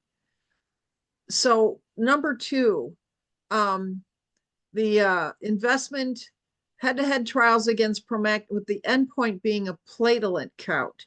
So is this the chronic thing that a chronic needs a different platelet count again compared to Promacta? I was trying to understand what to do with number 2. So basically, a healthy person's platelet count is 50,000 units per, liter, microliter. So we're just trying to, that's like the healthy standard for a human being. Yeah. So Promacta, if you use, that's what you'll end up getting after their dose is complete. So we are comparing our efficiency against that standard. Okay, An outcome. okay. And they're doing the same because they're on the same timeline. I was trying to catch up with that too. Yeah, Or they're our biggest competitor in this market. Okay, but they've already got a product out there. Yours is going to launch in the late 20s, but they already have a product out there, right? We have had multiple versions that we have launched throughout, since the early 2000s, starting from a version that is advisable only for children, only for adults, only people with, certain conditions, and also this disease. So right now you're focusing on people who have this disease chronically. In the sense, without this drug, they might find it hard to even live. So that is the kind of test that we're doing. And in this particular, experiment, we're trying to compare both our drug with respect to Promacta. This drug was originally approved before 2010. Of course, if I remember multiple correctly. conditions. Yes. This is just for chronic ITP with aplastic condition. Yeah, so just to make it clear, this drug, as Tom mentioned, has been launched way before, but right now we're reaching exclusivity in 2027. So these trials are for different indications, as he mentioned, for chronic patients. I So, see. yeah. Okay. And it's a So this is biologic. trial on chronic patients, the phase 3 trial. Yes, Correct. yes. Okay. So my question to our guests is, who would normally do an analysis like this? Is this a product management or program management function, or is it done by finance? So it's done usually by a cross-functional team, but the analysis is led by the commercial development team. So there's a commercial team that kind of is integrated into the drug discovery team. And they're working closely with the scientists of the organization ultimately to inform them of what the potential value is in a specific market. And so that's usually how those discussions are. And then also all the things that we're addressing right now too, the risks, to determine whether or not it's a go or a no-go moving forward. And you have some sort of portfolio process that reviews this across all your pipeline drugs, right? Absolutely. Yeah, as you said, there's one drug called the Amgen 531, as Neha discussed. Yeah. Which kind of cures parts of the disease. So we're kind of cannibalizing our own product. Right. So It we'll has have to think of, to what kind of patients should be selling that one, the kind of patients should be selling this one, because we don't want to cannibalize our own product and end up at a loss. And ultimately, if there's a finite amount of resource, dollars or people, you have to ask yourselves, which is the best investment of No, those resources? There are some cases wherein you can sell both, which is why we You might be able to sell both, but you have EMP the has resources. 70% Yes. Of the same composition as Nplate, so it's not the same. Right. So that's We'll just- sort of like a. So we tweak just have to get- think, the yeah. kind of market or the kind of people it's gonna help. and also the competitors present in the same market. So if this and was a whether they have portfolio advantages. discussion, this is the Yes. type of stuff we would be discussing, right? In terms of what's the cannibalization rate? Do we have the resources for both? What's the success rate? What's the probability of success? What's your risk adjusted NPV? And then you'll be making decisions in some cases, defund or slow down one product and you accelerate another. Yes. How payers react to this situation is really important too, when you have two drugs in the same company. So then Yes, it so becomes we like, did a little background research on that as well. So because each of these drugs, Promacta and Nplate, they are in the 100,000s. Like I think Promacta is close to 120K and Nplate costs up to 180K for chronic patients. So year. yeah, and because it's like 180K, 120K and stuff, it is 93% always refunded by copay. okay, So Amgen co-op programs are there, I believe, so that they cover 74%. So there are other programs which refund 99.5% of the money that you pay, and there are like 14 to 15% of people who undertake that. Only few of the fraction, like 4 to 5% of the people who come under this actually don't have insurance and they don't belong to the TAM as well. right. What I thought was very advanced thinking from this group as well too, was the biosimilar defense strategy. I can't remember who mentioned that, but if you look at Humira again, Amgen actually has a biosimilar, they're the first biosimilar to Humira. Right. And AbbVie still has like 98% market share. And so AbbVie had an incredible defense strategy and it all revolved around payers. All of their strategies on pricing and negotiations with payers is what has kept them still as the market lead by far over Amgen. So I think Amgen, like if you're applying this, like we have a lot to learn from what happened with our biosimilar when we're applying it here, where biosimilars are gonna come in here. Amgen's playing in both markets, Right. right? Here, we want to do what AbbVie did well. Yeah, exactly. All right. Well, hopefully you guys learned something about the market. I think all three teams probably demonstrated what it takes to climb that learning curve about a whole new industry, because I'm sure that for all of you, this was a foreign industry. None of you come from pharma, none of you come from drug development. So I applaud you for climbing the curve quickly. Last thoughts on that? Anything you want to mention? No, I think it was a great climb on the learning curve. I liked how the last team actually talked about supply risk, particularly if they're going to try to make that competing pipeline in the same manufacturing place, and had already started looking at contract manufacturing. Of course, that always appeals to me anyway. So thank you. Of course. Yeah, you're very manufacturing focused though, so thank God for that, right? Somebody's got to do it. Yeah. Somebody's got to do it. And frankly, this is what the government wants us to do, right?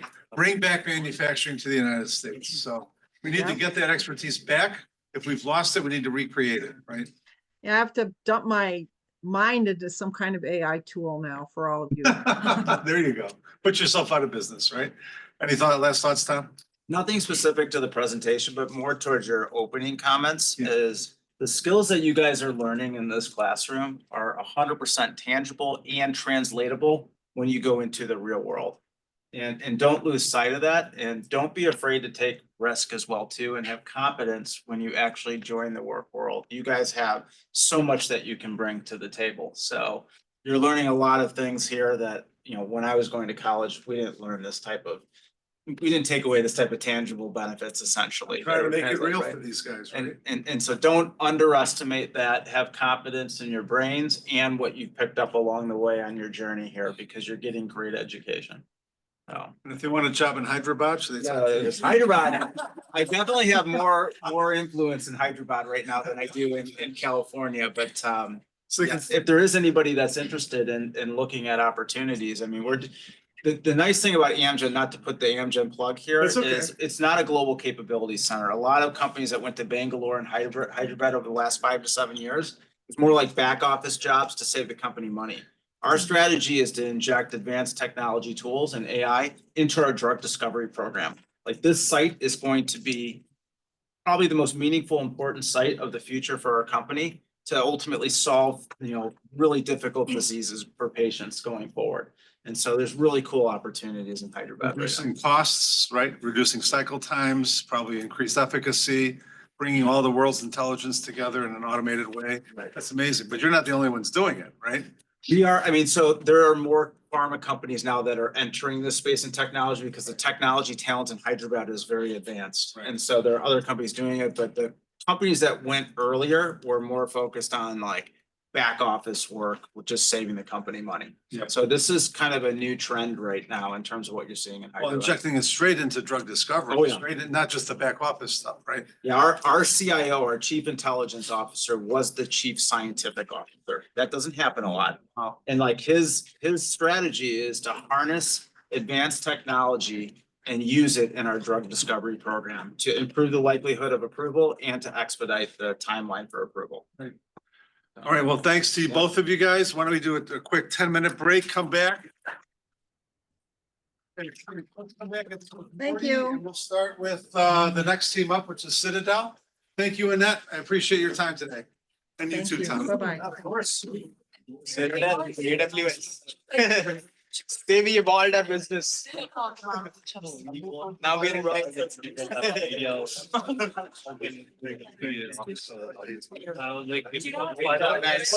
Great job, guys.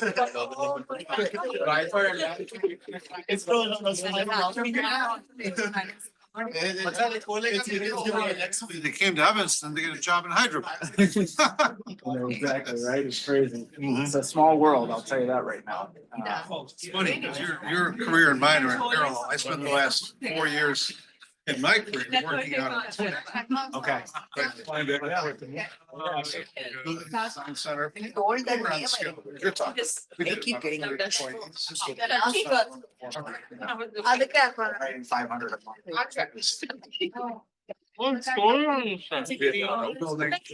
Entity. No, right now, it just does nothing. We had to When I went out there, you know, the skyscraper, the top of the skyscraper wasn't up, there were no interior. Right in that. No legal entity. Gold Shell. Gold Shell did the design. I have a date to scratch. apply for, but how? To your point, two legal entities established, financial systems. Was for 3 weeks. 3 weeks. You prepared for case interview then? Yes, I had. There's There's total 2 rounds, there's total 3 rounds. One is HR screening, second is round 1. Round 1 may you have 2 interviews, 1-1-hour interviews. Yeah. Then you either get out or go to the next round. Then round 2 mein there are 2 interviews. So last interview is with the partner. Last interview is with the partner. That's always the case. So last interview alag Hopefully it's not a First was complete waste of consultant time, and but it's engagement valuable. manager. Oh, no, you definitely Then partner. There's the whole. Knowledge and. Analyst. It's not a consultant. I think internal team Right. implementation. As in what I I heard could was relate. the client it's less client facing as compared to Eventually they're gonna consultant, move you. but Say, hey, Oh, very nice. And you know, like I would be the only person to choose Houston from Houston and Boston. but I'm more comfortable. Like they gave me an option. 95%. Yeah. Serious. That's like managing. तुम लोग सब India जा रहे हो वापस आके Recruiting करते हैं। edge. वापस आओगे। Hiring 500. पर सब साथ में हाँ सब साथ Recruiting bunch of- then we all Well, I don't have. After April 2nd week on the beach. Oh, April 2nd week. Both of us are coming. Yeah. Nandini, question मत पूछना please. Find मैं बता रहा हूँ. So, you know what, I think I can पता है मेरे को actually. you are more into energy वगैरह. 15. So I think I. कुछ मत. Yeah, no, I think I can just. बहुत बढ़िया था. head out. बोलते हैं. हमें भी पता नहीं हाँ, क्या क्या- वही comments मैं तब से कर रहा हूँ remove कर रहा हूँ.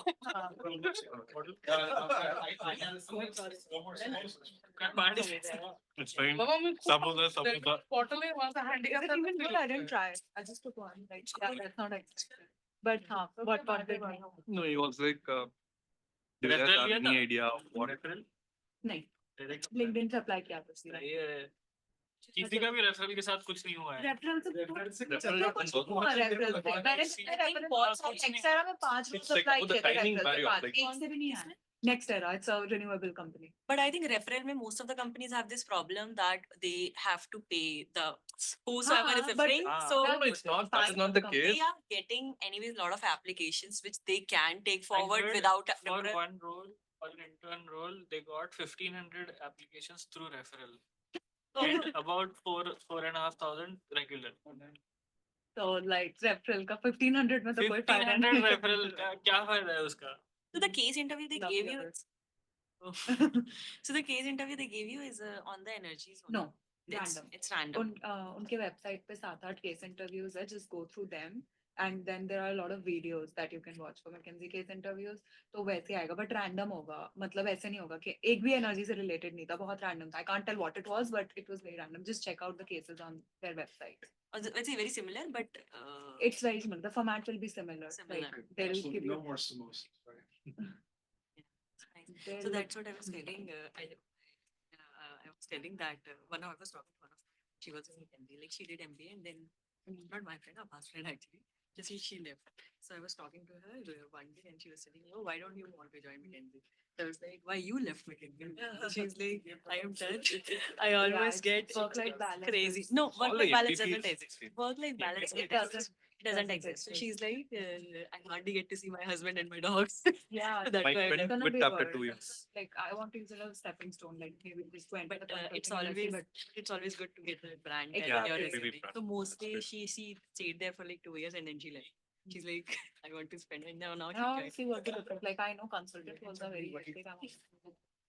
Yeah, McNeely get a hold of you on this? Product analyst, right? Knowledge Oh, analyst. knowledge analyst. Basically data analyst. They can. Did McNeely get a hold of you guys about what's happening on the first day? You're there for that. No, You don't have I'm not take strategy. I'm given Oh, you're taking tech, okay. what kind of So experience it'll be with Professor you. McNeely? We said like Like, you no, don't yeah, get yeah. back to us. Okay, sounds good. Just copy that I I signed. mean, McNeely is supposed to do a special session just for the people So who couldn't make the first week. They'll have the first week repeated in the second. Or So- ask about. Yeah.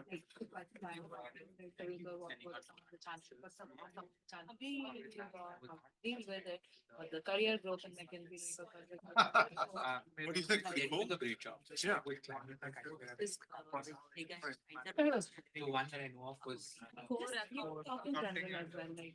Yeah, I want to- Yes. And then I mean, do you the want? one there. But Amy was in our class. Consultant, I'll tell you, it's gonna be tough to hire MBAs. No. Consultant, but Only for analyst, product analyst. Yeah, So they I have- think No, that just lady, search. the I've girl been is a talking. business analyst.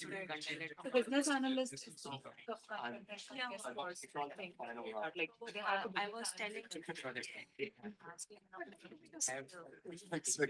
On MBA. Are you ready for supply chain, bro? What they require. Okay. associate, yeah, Okay. This okay. one, yeah. And he was into consulting, yeah. Where? McKinsey, I'm sure he'll have a product analyst, but I don't think I'll check. Low-key interviewing for management consulting. I knew you would make a good consultant. I tell you. Yeah, last week we were talking. Yes, high potential for consulting, dude. Wait for 2 weeks. I'll give an update. I just kept saying you have really high potential in consulting. There's no other way, We dude. gave an update for you or question. It worked out, because you said I'm a good management. You consultant. manifested it. You are though. Let's It's be not a honest. consultant role though, but yeah. It is. Although I felt like Yes, you were too Have you taken the new vegetables course or not? be dealing with consulting politics. I'm- It's like she's too nice. I don't think. How was the, I know, it's gonna be. did you need to do casing at all? Yeah, Yes, all yes, yes. for interviews. And were they all energy based? Just No, they're just generic, huh? That's what It was all they're giving energy. But then I But asked double it, energy का है. वो energy का है, but cases हमेशा random होंगे. Like they have. Because they really want to see how well you answer market entry cases, Yeah. profitability, all of that. You come back- Profitability and You can take. revenue. What can did you get in your? Deep supply chain cases. So they're asking me like this one retailer is Yeah. struggling with Wait, costs. he's also. Then interested. then basically I was like, okay, Fine, fixed cost, I mean- fixed cost, variable cost, but the Technicality, fact that they've been But having it's the difficulties same, with right? cost rising, so I tell me that it is. It was right from technical. Logistics cost, But I'll get the all of that, and then all three of that were like, yeah. It's not. July. So you get a like 20. Opening the door. 1 month, more than a month. July first. Just supposed to, yeah. Most of our exams will be over by the end of June में, but he has to talk to his manager about extending it based on this. So. So I let's thought- see if that I makes thought- sense. So I'll be having my interview on Monday or Tuesday. Wow. Oh, no, the next one, the next. The final. Or next, yes, God, it's like touch and go. All right, guys, we're gonna get started with Citadel. Interview with the managing director. Is the, yeah. I'm preparing my question. He sponsored. Sorry. Oh yeah, I'll keep questions for you also. This deserves asking questions. Basically. You should answer. Out of this, you should answer the question. All right, guys, grab your seats, let's get going. And that last. No. This team has pivoted to AWS in Ohio, so In India who are. presentation ready to go. Let's give them our attention. If all goes well, we can maybe get out of here early.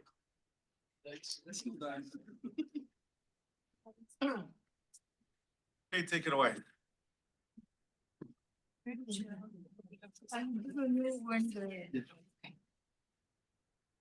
Hello, everybody.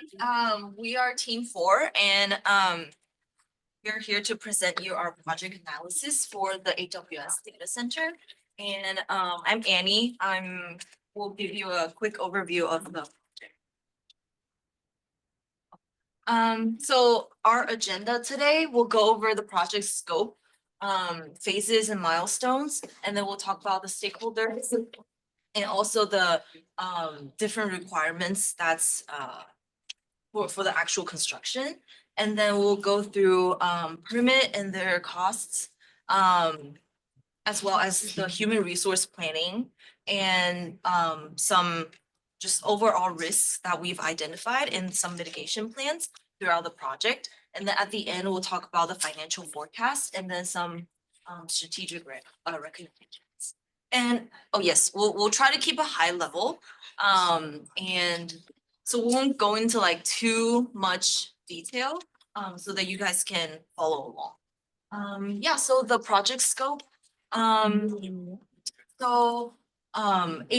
has already acquired this 200-acre site in Sunbury, Ohio. And then the project includes a facility that will be 450,000 square foot.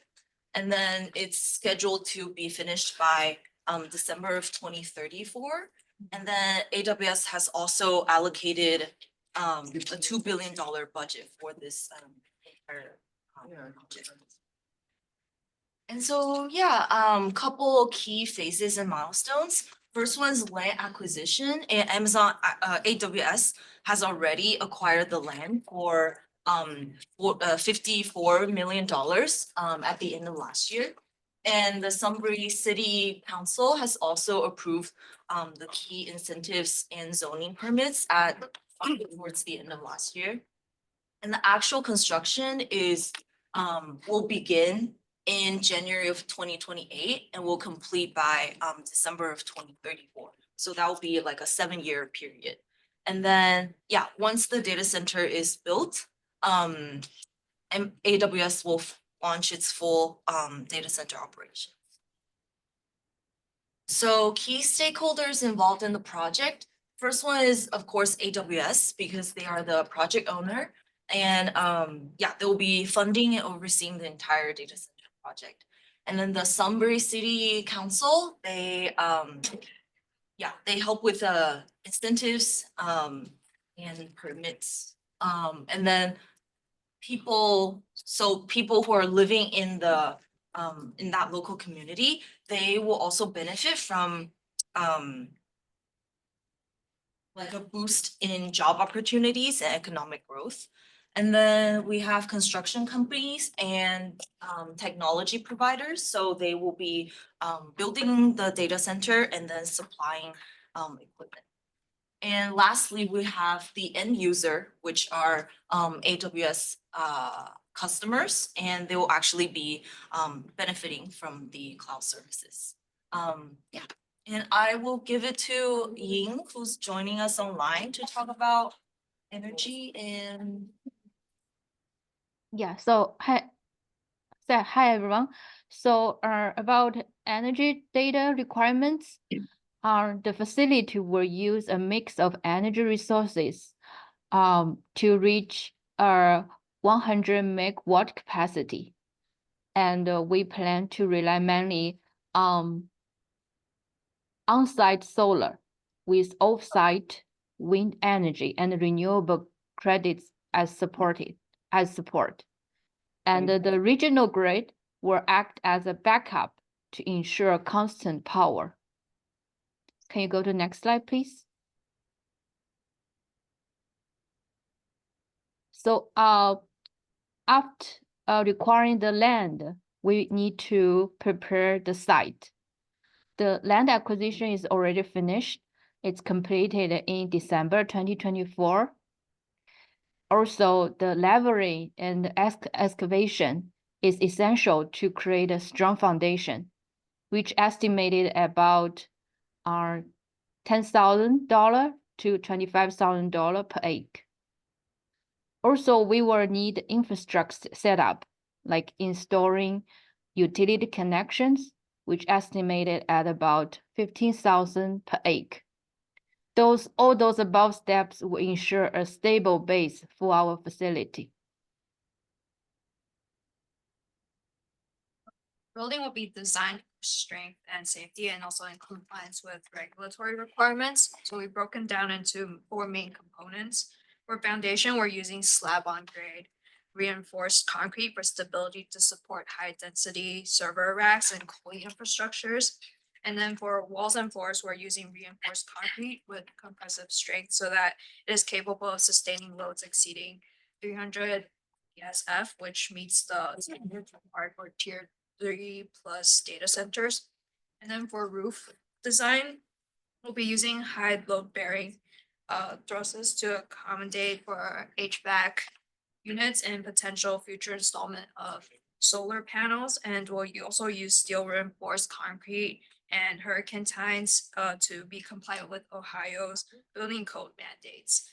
Lastly, for fire protection, we'll be using fire resistant material and automatic suppression systems to exceed the NFPA standards for data center safety.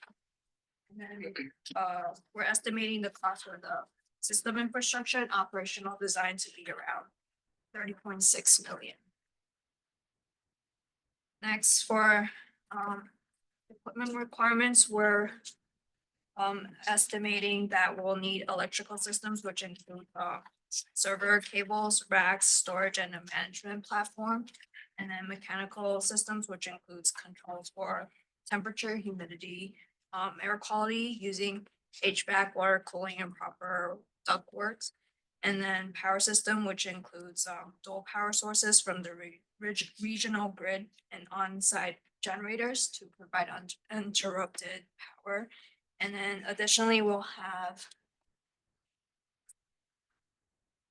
advanced multi-level fire protection and security systems to safeguard the facility. And for this, our total estimated cost is around 380 million. And we have concluded that the electrical system will have the biggest variation in terms of cost.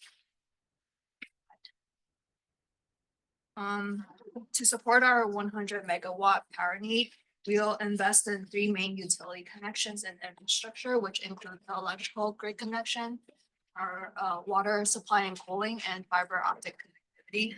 And then the setup, we're estimating it to take around 18 to 24 months with a cost of around 14.5 million to $31 million. Moving on to permit application and cost, so land use and zoning permit, that's the first one that is important for us to start with the next step, which we building and construction permit. So apart from that, the environmental impact assessment is the other one, permit that is critical for the process itself. In addition to that, we also have the fire permit and then the wastewater discharge and all of that, which is which are permits we need to get, but not as critical. So the overall timeline would be anywhere between a couple of months to up till almost 30 months. And any change in plans or like delays in this permit process would delay the overall project as well. That's a critical risk that we've identified, and we've also done the decision tree, which is in our report as well, where we've identified the permit risk and how the reapplication cost could change. So that's about the permit application, and overall it will come up to like 500K in terms of the overall process and cost. Moving on. So resource planning and cost analysis. So at a high level, we've looked at it as human resource costs and then physical resources. Human resource, we have up to 60 different roles, anything technical like civil engineers, electrical, mechanical engineers, project managers more on the administration side, and even site supervisors, site workers and everything. So the overall cost is around $2 million, 2.7 to be specific. In terms of the physical resources, we're looking at infrastructure, equipment, building materials, and that's the maximum cost. That's coming up to $940 million. And overall cost, putting those two together, is around $1 billion. The budget allocated for this project is $2 billion. So we consider any sort of changes in electrical requirements or fluctuations, it will come up to $1.5 billion. So we've kept it within that budget. So the project will be we will be able to complete it within the budget allocated by AWS. Moving on, in terms of the overall very high level steps that we involved. So all of these have up to 50 subtasks under each one of them, but at a high level, it starts with the site preparation and the permit process, which is in the initial couple of months, followed by foundation and structure build, which is the maximum amount of time that it'll take during the whole project, followed by mechanical, electrical, plumbing, and then network and IT infrastructure. So finally, testing and commissioning, and then final inspection and handover. So the overall project will start in Jan 28 as scheduled, and then it will be completed by August 2034. The project is very sequential, and it has a lot of critical tasks towards the end of the project. So there's very minimal slack as well. So any minor changes or delays to the overall project schedule would impact the overall deadlines as well. And we've identified those risks and proposed certain suggestions as to how to manage that.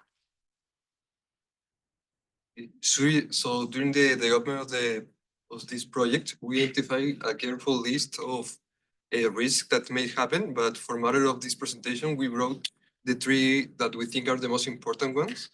The first one is cybersecurity threat. This is related with cyber attacks, ransomware, data breach, and other examples. We're finding a mitigation plan for it, which is stated there. Secondly, the other risk that is important for us is the permitting and inspection delays. This is particularly important because it depends on the stakeholders that don't form part of our organization. So in order to assess the risk, we developed decision tool analysis in order to assess how much will be the variation of the costs. And the conclusion was that it was not that significant compared to the overall cost of the project. And then we have the budget overruns that may come from several sources, but the one that worry the most to us are the payroll, because each delay in any task means more working hours, therefore a bigger payroll. So we conducted a Monte Carlo simulation in order to assess how much will be the variability in costs. And also we came up with the conclusion that it's not that significant compared to overall cost of the project. Nevertheless, we developed a mitigation plan for the three risks here, and also for the whole list in the report. So after we defined all the costs of the project, we estimated the operational cash flow of the project in the future during the operation stage.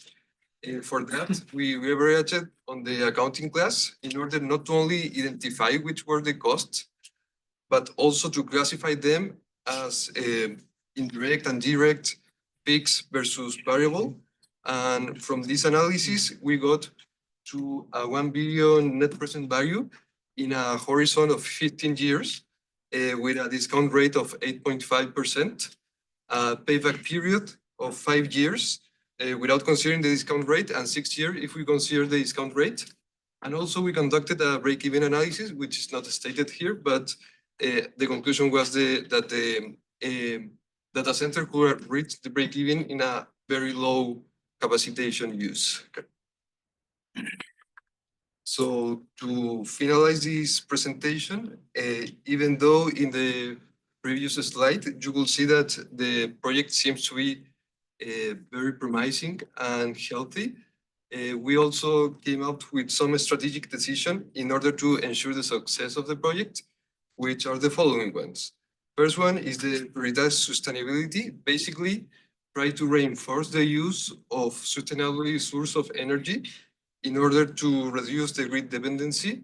Secondly, embrace innovation, integrate AI optimizations, and also embrace new technologies. And third, proactive management to reduce the risk and ensure the project success. So with that being said, we thank you for listening to us. You said that this is a sequential schedule. Is there any role or any, I guess, opportunity for an agile approach here, or is agile set aside in most construction projects?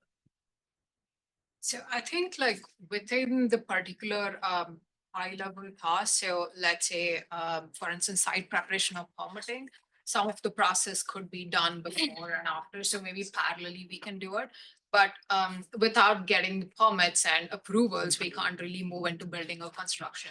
So that's kind of like where the blocker is. So we've tried to optimize within the high level task, but the other tasks would follow from the approvals of the previous ones. And that's where we couldn't get that. But yeah, I think that's why we've looked at it, and there is some level of optimization possible, but because all of these approvals are upfront and the building and construction, electrical and everything comes later, the later tasks are a little bit more critical in that sense.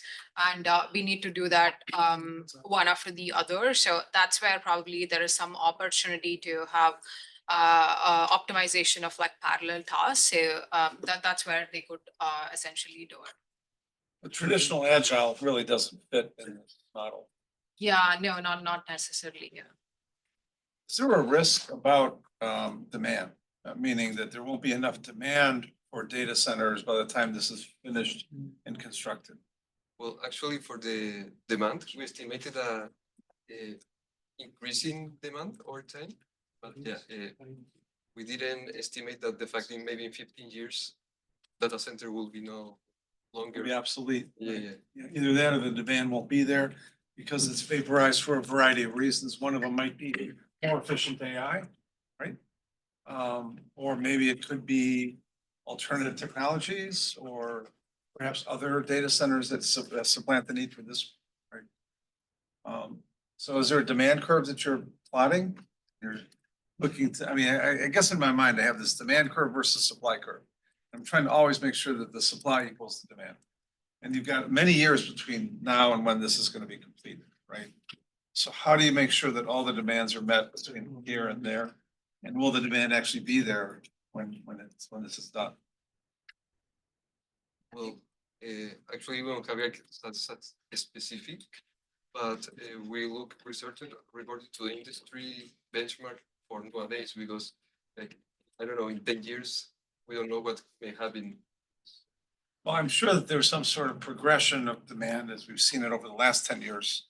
So there's extrapolation, right? Yeah. And my guess is it's not linear, it's probably exponential. But extrapolation can change drastically with new technologies. We don't know. This is the nature of capitalism, right? We tend to overbuild. You can see it in the railroads. You can see it in fiber optic capacity. And when I was your age, fiber optics was the thing, right? That was going to be our future. We buried so much fiber optics. By the time we stopped, we had 10 years of capacity built into the ground on fiber optics, right? All because of that very statement you just said, that extrapolation is very dangerous, right? If everyone's extrapolating the same thing and they're not counting what each other's doing, you have the potential to overbuild, which is where I'm coming from. Will there be enough demand for this data center in the context of all the other data centers? Right? When you're doing a plan for such a long time, how do you predict the market and say, hey, something else is going to come up? Well, obviously we extrapolate and we use a linear extrapolation, but linearity doesn't always apply. There's always disruptions, there's always new innovations. You have to ask yourself, what does the pipeline of technology look like that might disrupt this technology, right? Quantum computing, for example. Maybe one quantum computing site might have the equivalent of, several acres of your site. So maybe that's the type of analysis that you need to do to say, what are the potentials for disruption, right? Not just technological disruption, but even regional disruption, right? You're talking about building this, in the US, in Ohio, right? What about overseas data centers? How about underwater data centers? How about space-based data centers? So there's a lot of potential for disruption here beyond just the technology. So yeah, I think it's important to have your backgrounds to be able to look at this and say, okay, what does the roadmap look like for technology looking forward? And how might it disrupt this? And I would say that's probably the only thing that I think was lacking in your presentation was just the risk of demand, right? Which is always present, right? You're building a new product, will the customers be there, right? You're building a data center, you're discovering a new drug, right? On the drug side, it could be that there's other drugs. That's why we do the competitive analysis, right? Here, is there an equivalent to competitive analysis to say, well, will AWS still have the same market share? Will data centers still be in demand, right? Et cetera, et cetera. But Professor, they would always have a contingency plan for if scenarios like this, right? If they can't use a facility, they can use it utilize it for something else. Well, another form of contingency plan might be to look at the portfolio of all the data centers in the AWS empire, and then look at your cost per unit, whatever that unit is, cost per gigabyte, terabyte, megawatt, whatever your normalization factor is. And then you just chop off the least efficient data centers in the empire, and you say, well, Ohio might be commissioned, but we might decommission 3 others in the process, right?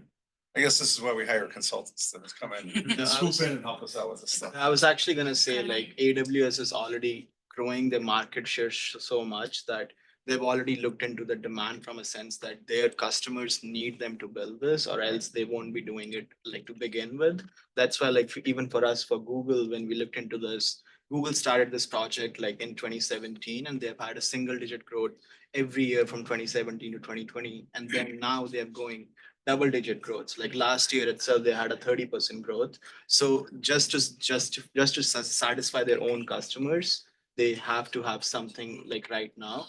Obviously, the market might shift, but I think knowing the fact that AWS is such a powerhouse in cloud, like they will always require this to like power their customers and supplies. And I hope you're right. I mean, I remember sitting in a chair like that not that long ago saying Motorola factories are always going to be in demand. I mean, they still exist, right? Anyone who wants to take a field trip to Motorola Harbor, just be prepared with your sneakers and possibly a gas mask, because frankly, it's an empty building that's been rotting away for more than a decade. So we thought maybe we could turn it into a prison. There's a market for prisons. We thought maybe an automotive factory might want to take it over. So I hope you're right. I hope to God that AWS is still on top of the pile. 10 years from now or 15 years from now. Yeah, Professor, we did include the cloud service demand fluctuation in our risk analysis. But we ranked all the risk by risk value, but we think that the probability is low, although the impact might be very high. Like the probability of quantum computing and data center space. After team discussion, we think it is pretty low. So that results in the risk value times the probability impact and the detective difficulty is low. So but we did consider that. Sure, and the risk that Motorola would fail in the marketplace was very low, so. That's why we're all here, right? But if you look at Detroit, for example, they had their automotive industry, but now probably there's nothing left. In that way, buildings, yeah, but in that way, isn't like data centers much more compatible to that, because it's not just machinery that is there. They could be like replaced with other things as in like they're just assembly. This is why I guess I'm challenging you all to start thinking outside the box, right? Look at technology roadmaps, look at other plans besides AWS, competitors to AWS. Look at anything that might supplant or risk or put at risk your plans here. These are long-term, pretty long-term plans here, right? I mean, I can't remember a Motorola factory that took more than 2 or 3 years to build. This is far longer than that. So Motorola couldn't plan more than 2 or 3 years. And this was back 20 years ago, right? You got to wonder, is the AWS, you know, I'd love to have a reunion in 15 years amongst all of us. You can come back and say, is AWS still on top, and that were those data centers really put to good use, right? Or did they get turned into prisons? Right?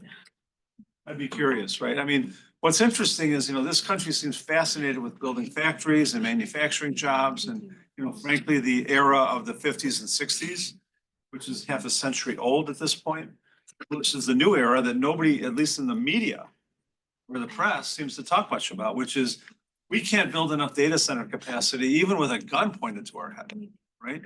And arguably, there is a gun pointed to our head. It's called customer demand, right? And I don't think any of the teams, maybe we'll find out in the next few presentations, but I doubt if anyone can say that we're actually satisfying the expected demand over the next 3, 5, or 10 years.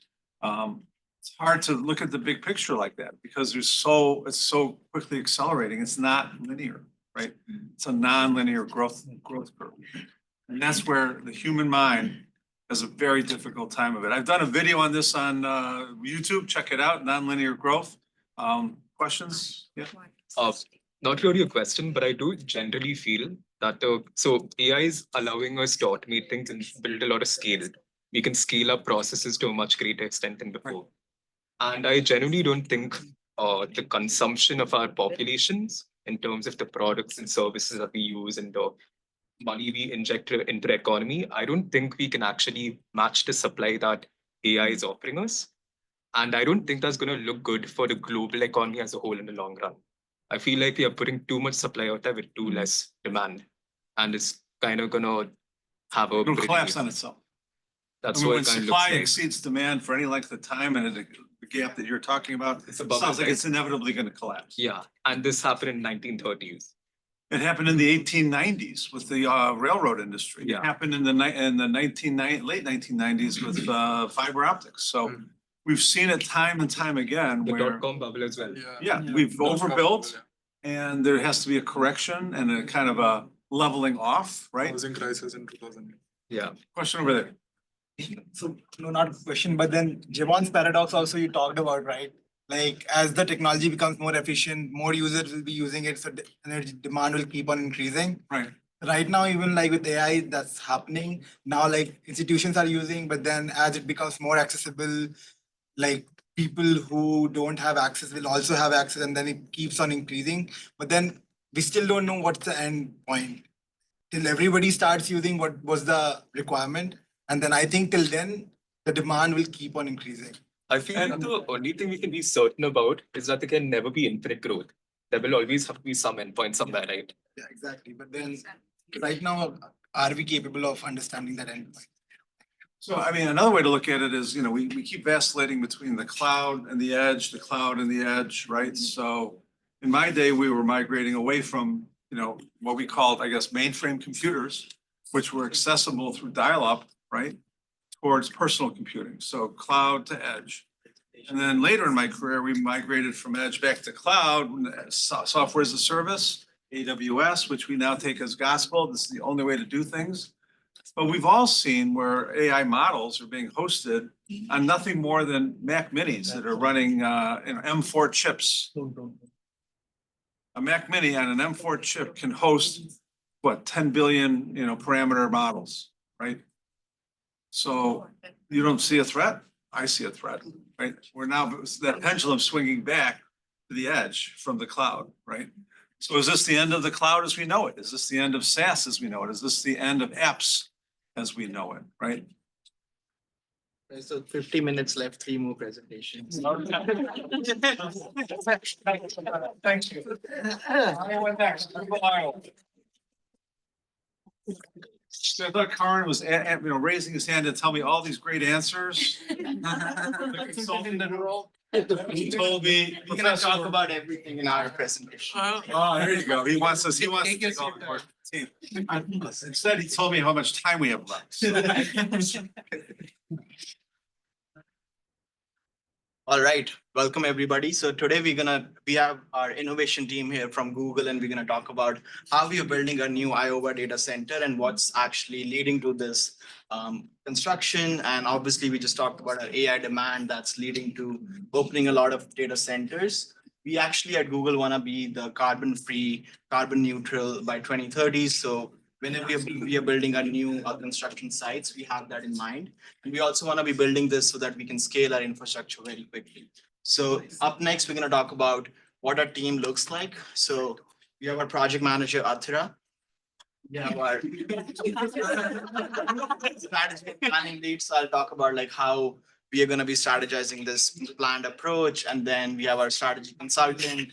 And he's just a consultant, so he has a lot of good insights on finances, if it actually aligns with Google's strategy, if Google is actually going towards that right growth, and if the market is there to be opening these new data centers. Then we have our GTM specialist here, Akash, who's going to talk about what are our differentiators, what is the competition in the market, what is the TAM, SAM, and SOM, and then is it the demand to be opening this data center? So let's get into this.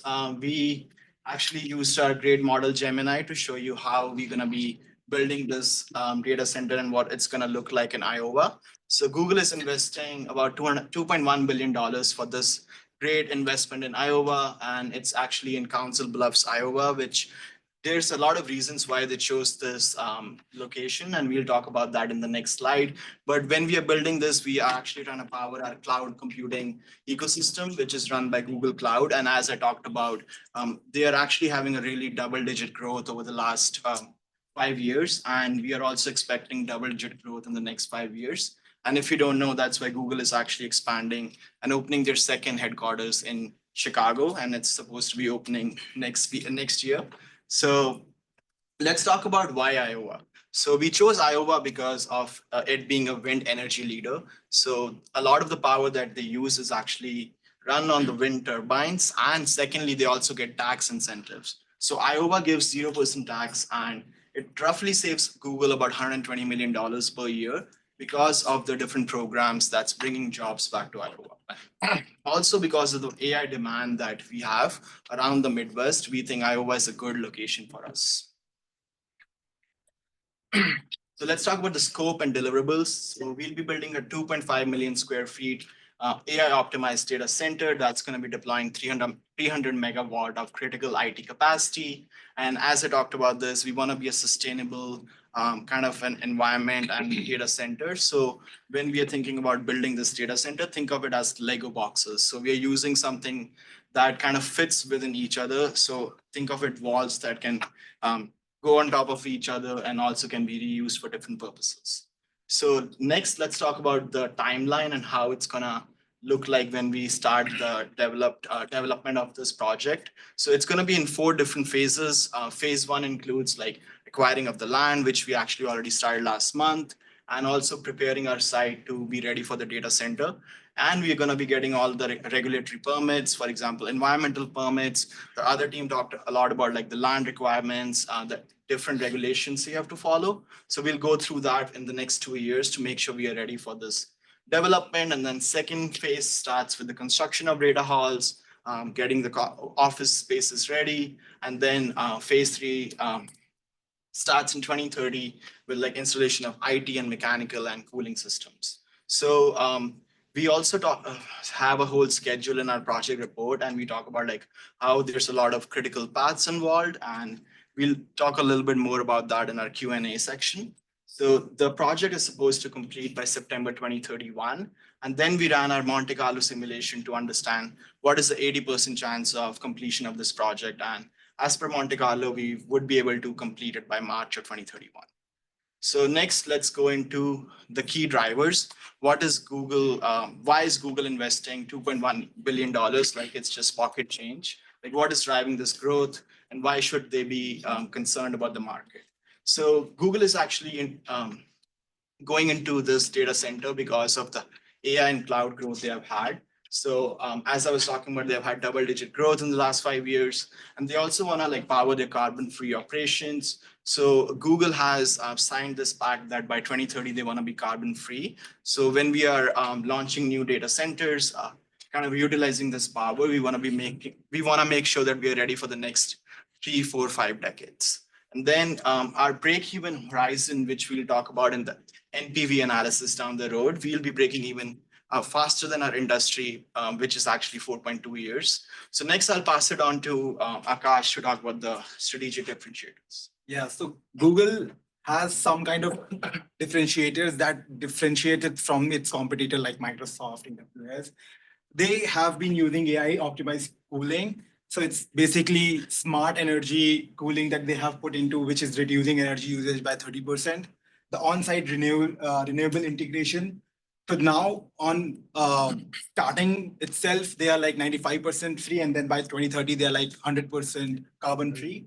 And then modular scalability, like Karan mentioned, like it's like building blocks that you can put over each other. They are building in like parallels. It's not like one top, but then they build it parallelly and then join it together. That's just like kind of their differentiator.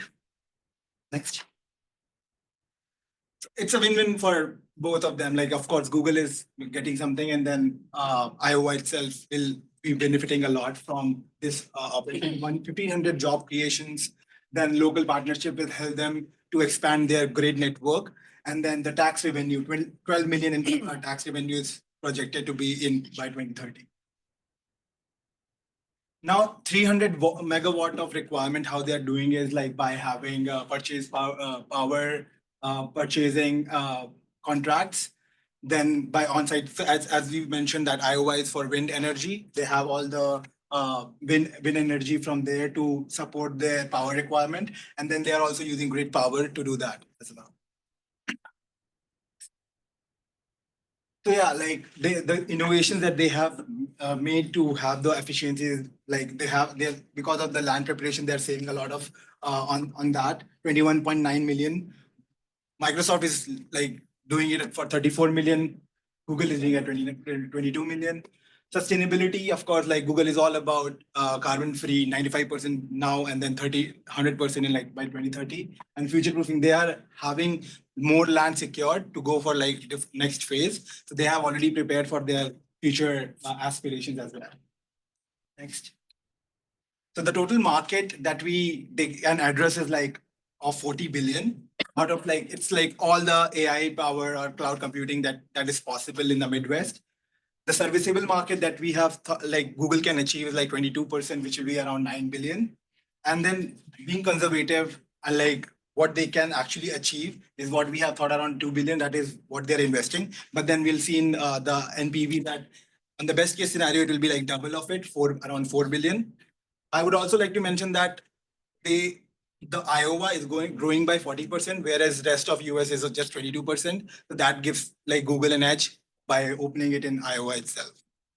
Now I'll pass it to Rakshit for the next year. Okay. So Akash did mention that there are certain advantages that Google has over Microsoft, and these are a few metrics that we thought were very important, especially when it's constructing a data center, right? Land cost. We figured out that Google's land cost was relatively much cheaper than what Microsoft got it at. At the same time, when we're looking at prep time, because of the modularity and the way we're building it, it takes less time to construct the entire data center.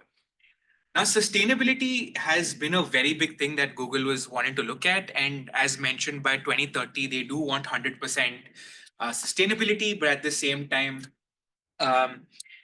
we are seeing that our project would get done by 2031. So this has to be an important metric that had to be taken into consideration. So with respect to sustainability, we have 95% of the stormwater reuse. Stormwater reuse is essentially recycling of water. And there's been a very efficient way that has been identified where they can reuse the water that's being used in the data centers for irrigation purposes and everything around Iowa. The next slide, please. So let's come into risk analysis. I think Monte Carlo simulation was already talked about where we have an 80% chance of completing it by March of 2030. And having a realistic goal, we did say that we would be completed by September 2031. Sorry. Now, based on the top risks that we've identified, we thought that a critical blocker that comes in when the first risk is essentially getting your environmental permit.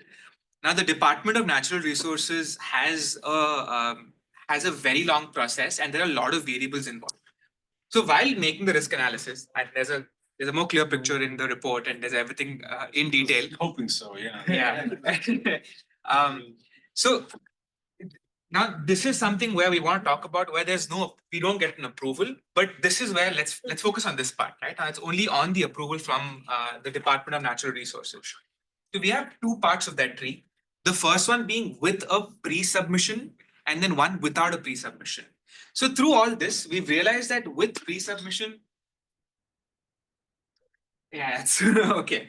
It's okay. So with pre-submission, where our potential delay could be 3 to 6 months, we're able to save about $45 million in cost if we do the pre-submission and get through, and then that helps us within the approval process and also reduces our time. Construction delays and cost overruns. So caused by a lot of labor shortages and severe weather conditions and all of that is a potential reason that could be a risk.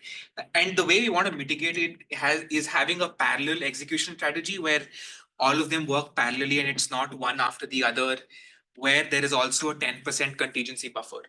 The next one is a supply chain disruption. We know during COVID, it happened at the same time. There was a ship that got stuck in the Suez Canal.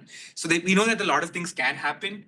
So with that, we wanted to have a dual sourcing mechanism and also pre-ordering critical equipment and keeping it ready so that we understand that this is absolutely crucial for building it, but at the same time, you're not ordering extra. Operational readiness.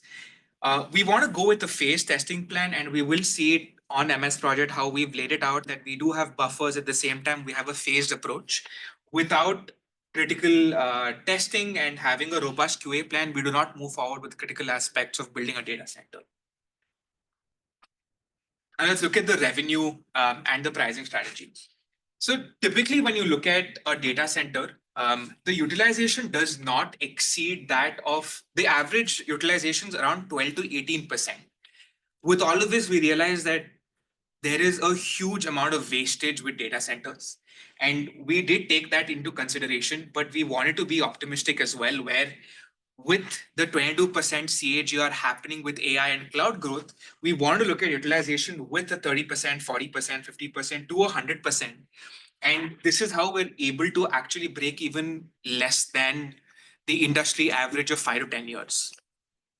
The current pricing for energy or electricity within Iowa is $0.14 per kilowatt. Yeah, we can move to the next slide. Okay, now we have 3 scenarios, and I think this is the best way to look at things. You can't always be optimistic when you're looking at numbers, and you have to have everything into consideration. Even when we looked at the worst case scenario with the utilization lower than the industry average, we realized that we're able to break even within the Google's data center. With the base case, we have the standard expectation of 22%, everything going all right, and just taking that into consideration, we have a $3.4 billion that is a rejected NPV. And this is over 10 years. With the best case, everything's all right. AI is everywhere and nobody else is doing it. We see it's 4.7 billion. We can move on to the next slide. Yeah, with a go, no-go recommendation from us, from our innovation team, it's a go. We see that it meets the growing demand within the Midwest. There is a 95% carbon-free energy, where initially we want to start off with that, but achieve 100% scalable liquid cooling and optimized for AI. So we have a strategic alignment with all of this. And the final recommendations is we do have to secure all of this. Now you see that it is 0.047, but you saw in the previous slide that it's 0.147. This is adjusted to the industry averages and the costs that we have on mind. And with an expedited phase 2, we can go ahead with it sooner. Yeah, next we would like to actually walk you into like the future and show you how this would look like and what is the impact that this is going to have on the economy of Iowa. as well as how it's gonna look like from a construction standpoint when it will be developed. So let's walk you through this video and kind of see if we can hear the sound. Yeah, I don't think. Sounds Okay. like coming through. But that's okay. We want to give you a glimpse of it. I think the sound is okay.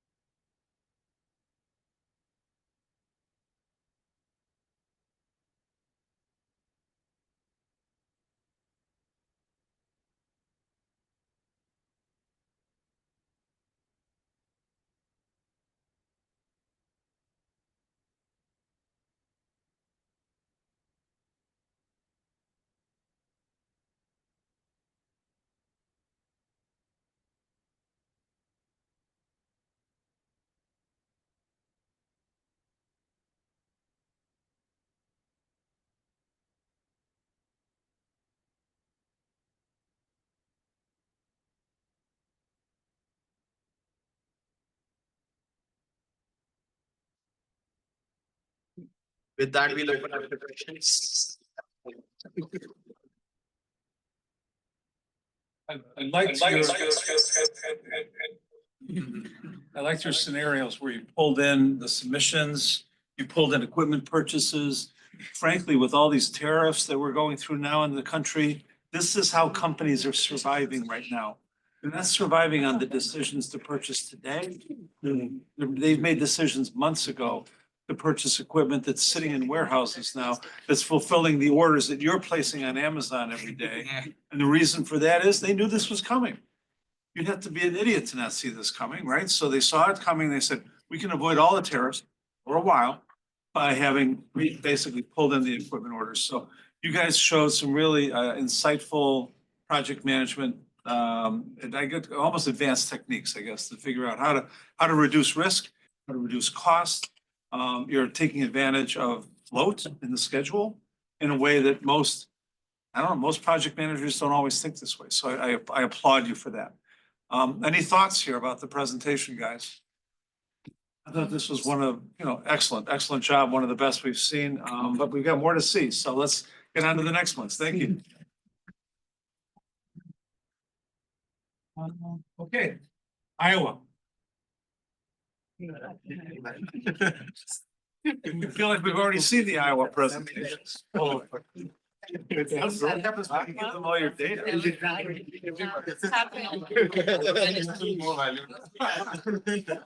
are taking this thing, we're going to. There you go. Keep with them. Okay, good luck. I think we were opening a Pandora box there.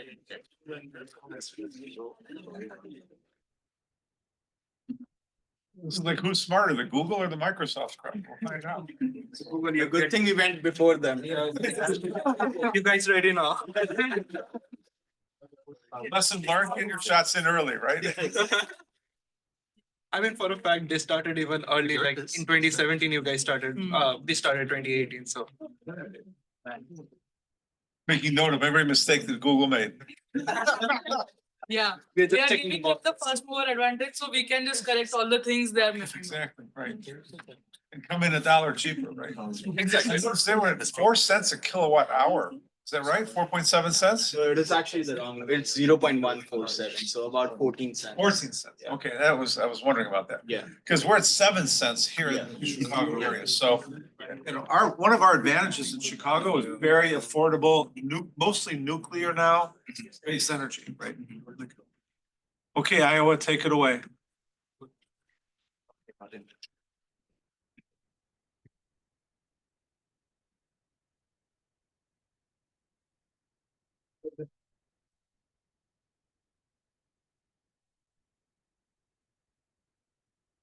Hello, everyone. So we are from the Microsoft data center team. We're planning to build a new data center in Iowa. why is everyone building a data center in Iowa? First question. So for the biggest point of building a data center in Iowa is the renewable energy that they're generating and at the cost they are generating and the low prices of land that is available, abundant in Iowa. As we all know, AI is continuously booming and it is growing at a rate of 22% annually. And it is projected to grow at that rate. And to support that growth, Microsoft needs data center to support its cloud and AI data processing requirements. So why this data center is supposed to be utilized for Azure cloud services, aligning with Microsoft sustainability and growth plans. So the scope of the project is Microsoft has already acquired land of 500 acres in Iowa. It is for a scalable infrastructure. They have plans of building the data center in stages so that it's not a direct investment one time. They're doing it in different stages. The energy requirement for the project is 450 megawatts, which is a combination of wind, solar, and a backup source of energy because data centers need to have a 99.9% of uptime. The buildings that are present, there's a plan of 12 buildings in total, which includes 10 data halls, admin buildings, energy and cooling systems. And regarding the equipment, there are servers, cooling systems, necessary regulatory approvals as part of the permits because we need environmental permits and everything. So that is a major requirement. Yeah, so talking about the project requirements, majority of the things have been incorporated in our project scope because based on the requirements only, we have decided the scope of the project. So the requirements mainly get categorized into 4 parts: the energy requirements, building, land requirements, and the equipment requirements. Talking about the energy requirements, as Microsoft, we want to be 100% renewable energy user by 2027. That is the target. And since Iowa, that is one of the strategic, factor that because of which we have chosen Iowa also because of the availability of renewable energy. And we are targeting total of 450 megawatts of energy coming from 3 different resources: wind energy, solar energy, and as Mayank rightly mentioned, the backup from the grids, which will be around 100 megawatt of energy. At Microsoft, our top aim is being very, very efficient. So we are focusing upon the PUE, that is the power usage effectiveness of 1.1 to 1.2. We are going to make use of the AI energy management tools and the liquid cooling facilities over here. For backup power, we do have 180 diesel generators, which will be providing power around 560 megawatt. And also for short-term preparedness, we do have battery storage system, per battery system 10 megawatts. Talking about the building requirements, we do have 12 facilities in total and 10 data halls, which will be housing 1 million of blade servers and 1 lakh of GPUs also, in terms of having the uptime of 99.995% to meet the tier 4 standards. We want to be very secured and resilient to incorporate the fireproof and hurricane resistant system, and all our data center buildings will be accessible only through the biometric systems. Talking about the equipment requirements, by investing around 1.425 billion, we are building the IT network with 1 million blades and 1 lakh of GPU sensors. Our power and cooling systems include UPS, PDUs, and liquid immersion coolings. Again, all these systems will be secured with all AI tools. Land requirements have we will be building our data center with over the 500 acre land. And we are going to invest about 115 million for its development. And again, as everybody mentioned, Iowa, because of its low risk and better network opportunities, because of its location, it's a good choice to go ahead with. So about resource planning, talking about money. So construction is the part where majority chunk of our budget will be put, followed by IT equipment and operations. And we do have 9.5 million secured for the contingency to address the unforeseen risks. For our project overall, 120 plus skilled workers, including project managers, engineers, construction workers, contractors will be deployed. Yeah, and like the material would be mainly whatever is required for the data center building, which is mostly like the construction material and the fiber net. You can show that. All right, this is the resource plan. Now we'll start off with like next. Sorry. All right, so how we are going ahead with the infrastructure? So we have devised our entire plan into 6 stages. We start off with the building construction, and there we lay the foundation and stuff. Then we go ahead with the installing infrastructure, wherein we bring in all the cables and make any renovations if needed. Then we go ahead with the network configuration, wherein we ensure that all the networks are in place with respect to hardware and software. Then finally comes the server installation, wherein you put the server in place, have the software engineers who configure all the stuff necessary. And then finally the quality assurance to ensure that everything is up and running. This is how the timeline looks like in MS Project. So we are typically targeting somewhere around 3 years. And like if you can just scroll through, maybe we'll see like, as I mentioned, the 6 stages are devised as one main phase and further phases inside. Yeah. And next is the Gantt chart.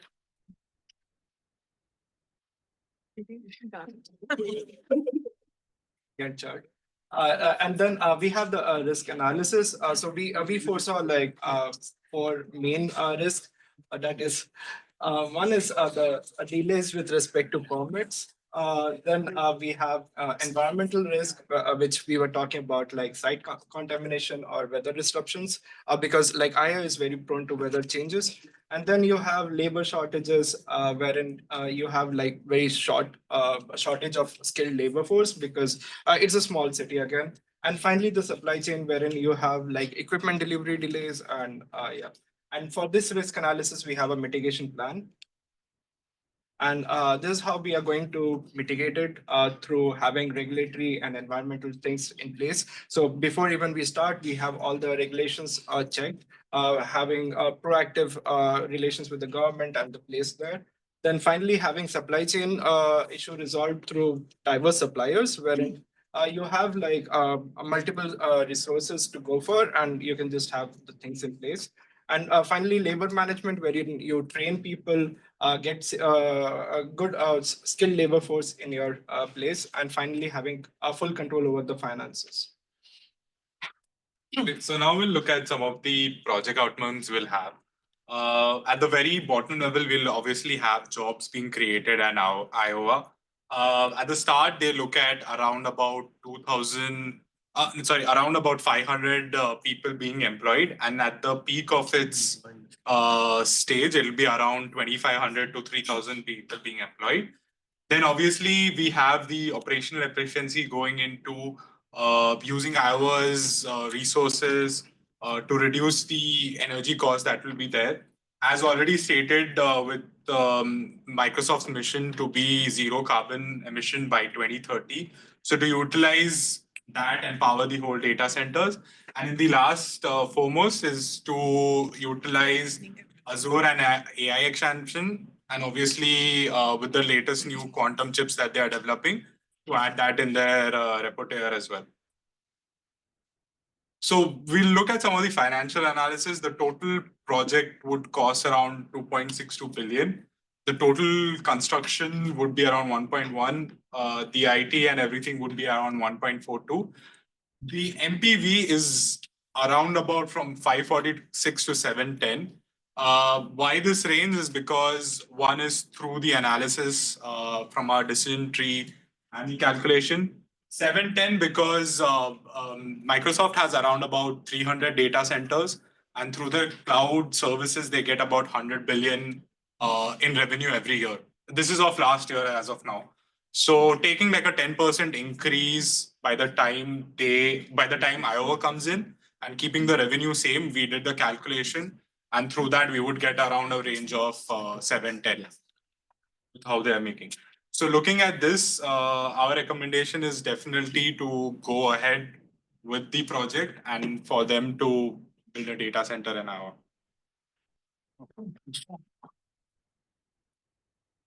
I think some of the advantages of Iowa really aren't being well described, I guess. One of them is that the wind corridor goes through Iowa, right? And because of that, you have access to very low-cost wind energy. Yeah. And combined with batteries, it can be quite reliable.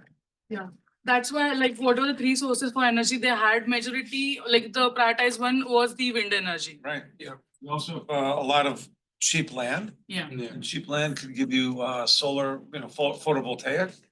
You also have, I believe, pretty low taxes. Which, yes, Texas has that, and so does not California, I was gonna say Texas and parts of the South have low taxes. I think some of the advantages of wind gives Iowa the upper hand, so to speak, right? And also we thought of as Microsoft's, Google's data center is already there. So what are we learning from supply chain class also is that as an industry, we have to increase the supply chain surplus. Right. So making usage of some of the, networkings that Google already had. So we have to leverage that for our benefit. Right. So all those things can help us. So that's why also Iowa is one of the good locations to be. Creating clusters is what, I mean, if you were to do top-down planning as a federal government on new industries like data centers, you would try to intentionally create clusters. Yeah. This is what the Chinese have done for the last 20 years, largely why they've been so successful. Probably this is something India needs to do, certainly something US needs to do. Our distribution of capabilities is very fragmented across the country and across different industries. If we're starting to see Iowa being coalescing as a data center hub of sorts or a cluster that would benefit from a resource perspective, training, technology, logistics, there's a whole bunch of beneficiaries here that come from having these kind of intentional clusters, right? So all in all, I think it's great stuff. I'm hoping Microsoft learns from Google, right? And probably vice versa. That's the other advantage of having a cluster, right? Any other thoughts? Otherwise, thank you. Let's move on. Not a question to them, but to you, like, do you think Google and Microsoft are also thinking about investing in nuclear power to use nuclear power to power their data centers? Well, I'm sure that Bill Gates would like them to. Bill Gates has a heavy investment in this space, but historically, nuclear takes 10 to 15 years to commission versus solar and wind that can be done in a fifth or maybe a quarter of that time. Much less time. So it depends on how urgently they need it, and whether they can overcome the psychological barriers that nuclear has. So this country, like Germany, shut down much of its nuclear capacity years ago. Microsoft invested in 3 Mile Island. That was one of their biggest investments. So they are thinking Well, that was about for it. Constellation, right? So Constellation Energy entered into a contract, a PPA, for a long-term PPA, it was like 20 years, specifically for nuclear power. And what's nice about 3 Mile Island, it was already constructed. Yeah. It was years ago, but one of the plants could easily be recommissioned. Because the huge thing Different from starting nuclear from scratch. If you have a brownfield, a greenfield site like Iowa, you could start a nuclear plant, it would be very, very difficult. Yeah, very timely and very time consuming and cost. All right, let's move on to Arizona. Let's try to finish up on time. You have first of wounded form on a single point failure. What about single point failures? Like if everything is based on that base, then. Well, yeah, yes, but I mean, you're worried that having a cluster will reduce the resiliency or reliability. I don't think that's necessarily true, because I think you can have, unless you're worried about like geographic issues, maybe a flood takes everybody out. Right? So you're right about that. Yeah. Okay, Arizona, take it away. Hey everyone, so this is my team, and this is Vijender, that's Anupriya, this is Purvacha, and I'm Ashwin, and we are representing Track's data center plan in Arizona. So what do you get when you have a lot of land, a humongous budget, a tech boom, and a place nobody can really live. You get the Buckeye, Arizona project. And in classic American style, we're going to build it really big. And of course, here you can see America. This is a cowboy hat because, you know, Arizona. And yeah, this is Tract's project so far. And these are the ones coming up next, including the Arizona one. So the plan over here is, of course, Tract is actually a real estate developer. They just develop land for data centers to construct their facilities on. And this particular project was actually a residential piece of land originally that was basically found to be non-feasible because of insufficient water supply to meet domestic needs. So somehow someone had a great idea to repurpose it for data centers, which also need a lot of water. So it's kind of surprising. So yeah, it's about 2,069 acres, and it's located really close to a nuclear power plant because of, you know, the proximity. There'll be some benefits to the power supply. Oh, and it's super close to Phoenix, Arizona as well. So it's actually surprisingly close to major urban settlement. So interesting thing here is that we've taken a couple of grand assumptions. So the first one is we'll be developing a 1,800 megawatt project in just 15 years, which obviously is going to sound surprising to you guys, given that we just had this discussion here and I had very strong points to make. So the reason why we're making this assumption is that we wanted to depict the hysteria and the unrestrained race that companies have to build infrastructure during a boom, even if it's not necessarily a realistic approach. And yeah, we are assuming tier 3 redundancy, which is that all of your power systems, apart from having like, you know, one UPS backup, you have an additional pair to back up the backup as well. Yeah, and one more thing is that, as I mentioned, Tract is just a real estate developer, so you need clients to collaborate with you. And they are actually in talks with Microsoft and Amazon to construct data centers at a data center at such a big capacity in the next 15 to 20 years.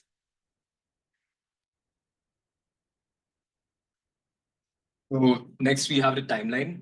This is actually a graphic of Mars, but it looks like a desert. Nice. So first we have site preparation and the detailed planning and tendering process. So this includes everything from your permits to, you know, working with tendering, because, you know, you're going to have so many different components of the project and you're going to have a competitive bidding process to actually acquire them. You're going to have a lot of detailed designing, planning, and all of that, which will be, of course, very complex. And you'll also need to prepare the site for construction. So that's going to take the first 3 years of time. Then you have core civil works, which will be the actual construction involved of all of the infrastructure, the buildings, the utilities, and so on, taking about 5 to 6 years. Then you have furnishing and equipment installation, which is, you know, installing all of the equipment and calibrating it, testing it, and so on. Finally, you have expansions and optimizations, which basically involves, you know, optimizing things. Next, Anupriya will continue. Let's talk about the strategic advantage and infrastructure planning. The strategy behind this Tract data center, Tract building infrastructure for data center is as per the projections of the US market. It says that the data center, hyperscale data center market will grow from 75 billion in 2023 to 127 billion in 2029. So as per the projections, it sounds like a best strategy for them to start investing in now and then build those infrastructure and, you know, invite companies like Amazon, Google to fulfill their data center capacities. So in terms of the location advantage, the data center is located in Buckeye, Arizona, which is a flat desert terrain. So it automatically reduces the leveling needs. So they will save cost in that. Also, it's located near Palo Verde nuclear power plant. So it will ensure that they will get an easy power supply and also in terms of logistics and operations. For the data center building, the building is span across 20 million square feet and distributed across 40 buildings, ranging from 159,000 to 260,000 square feet. About the roads and infrastructure, they are dedicating almost 22 million square feet of space for their administrative and operational staff, including parking lots and utility corridors. That's a huge space. For the energy installations, as everyone is now moving towards the sustainability space, so they also have to plan, because companies will only get there when they know that there's some option for the renewable energy as well. And as this data center requires 1.8 gigawatts of energy, it's not possible to just get it from the conventional resources. So they are also planning for renewable energy, and they are planning to develop 8.7 million square feet of solar farms in collaboration with Solar Ranch. They are already working with Solar Ranch company to establish solar farms in other states, which is Nevada, Utah, and Virginia as well. And the remaining area, what they have, it will be for environmental compliance. So they are building a community kind of place so that they get a lot of leverage from government in terms of subsidies for fulfilling that sustainability criteria. Moving to the next part, it's about the energy requirement. So as I mentioned, this data center will require 1.8 gigawatt of energy to support high computing operations, AI services, and clouds. Also, to incorporate this huge energy requirement, they need to invest around 350 million for the transmission grid upgrades, and they are going to do it in collaboration with the Arizona Public Service Company. To support the backup, they need approximately 515 backup generators, each having 3,500 kilowatt with 72 hours of fuel reserves in case of power outage. Also, as I mentioned, they are already investing in the renewable energy. So approximately 500 megawatt of plus, they are planning to have the solar farms in collaboration with Silicon Ranch.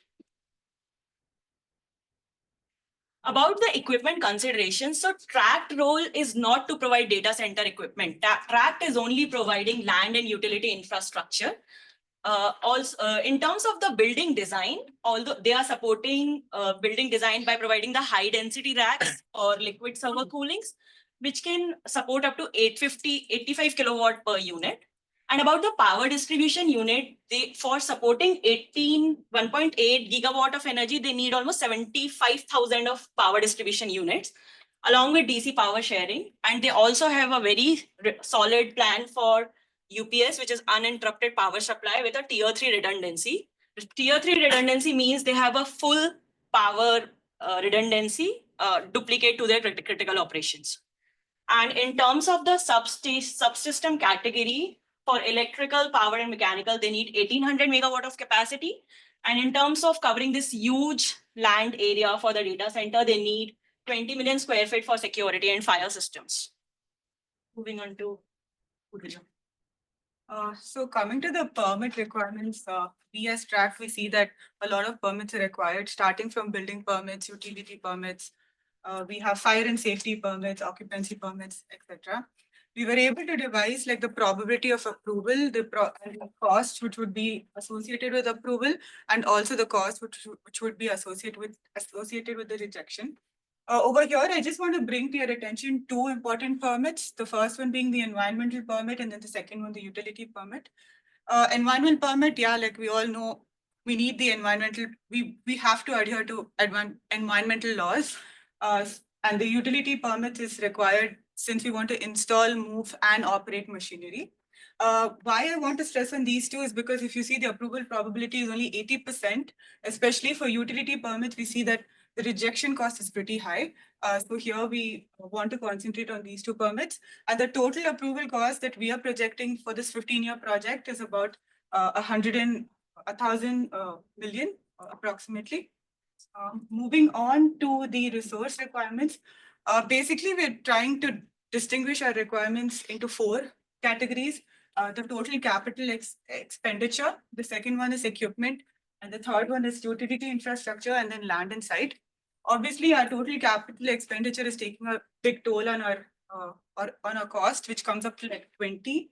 And then equipment and infrastructure is negligible compared to total capital expenditure, and land and site is less than $1 million.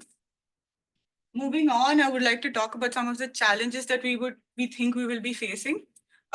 of course, the ambiguous timeline.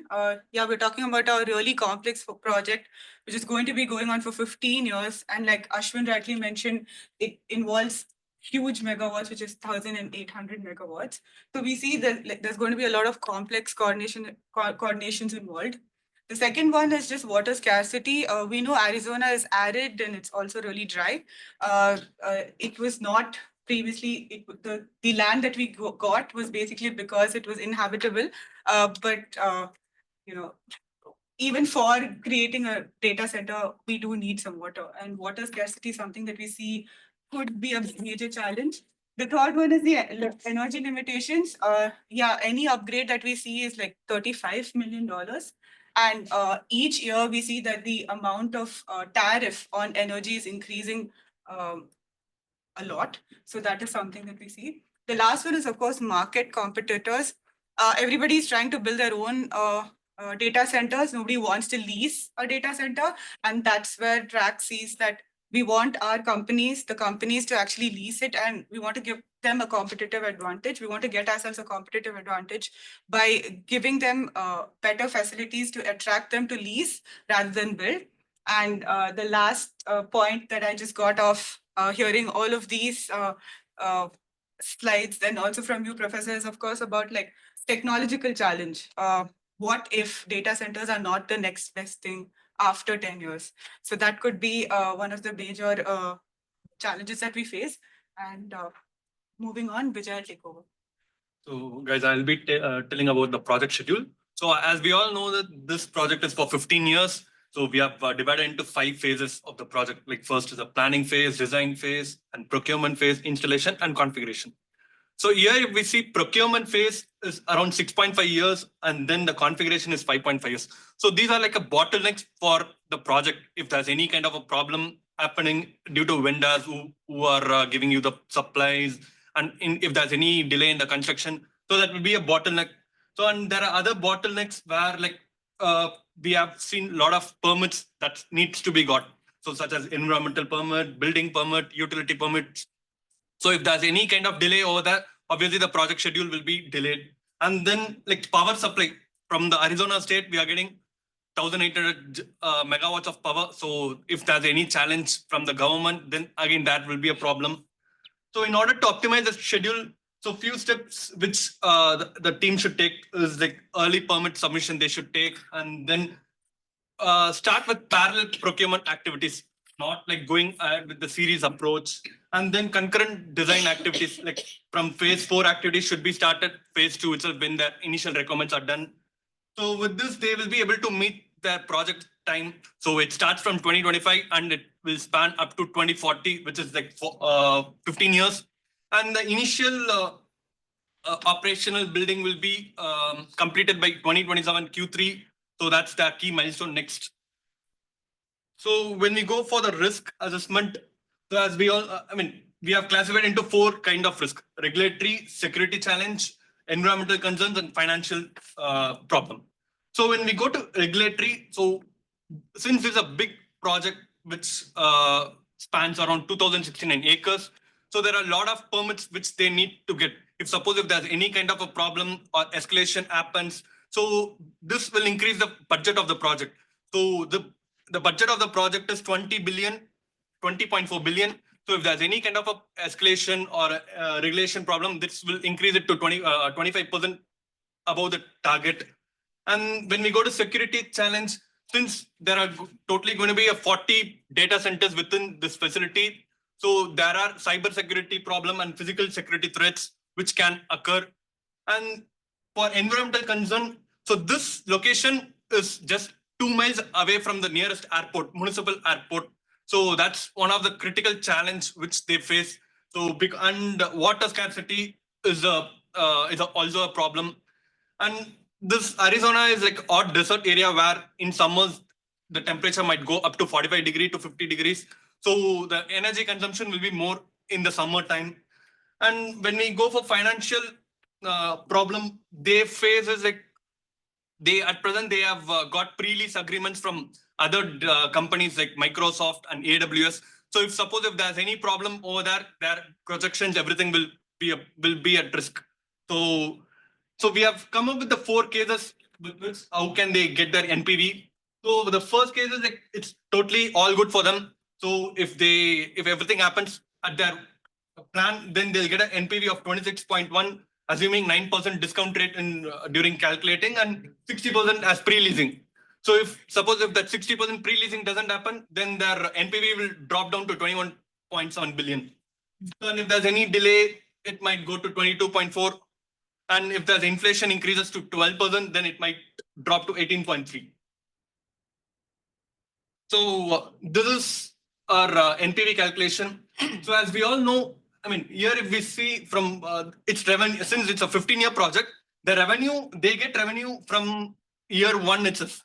So that's because since they have adopted with a pre-leasing concept where AWS and Microsoft will be getting their land as soon as the probably in the year 2 or year 3, which will give them additional revenue from then on, and that revenue keeps on increasing. So at the 8th year, they will break even and they'll go to the positive. They'll have a cash flow as a positive. So that's one stuff with them. And next is like, since it's a phased construction happens, so for the first 10 years, they will be exempted from the tax paying. So that's one of the great advantage for this project plan. And as we all know that like 60% capacity is pre-leased. So that's how their revenue is going to be generated for the first 10 years. Yeah, so based on this, we have come with, obviously they should go ahead with this project. So while going with the recommendations, we have decided that recommendation which we give to them, it should be in either it should increase their ROI, then it should increase their operational flexibility, and it should also increase their sustainability aspect also. So there's one option with the Arizona Qualified Facilities Program where they can get 2.1 billion of revenue if they if they are selected for that program.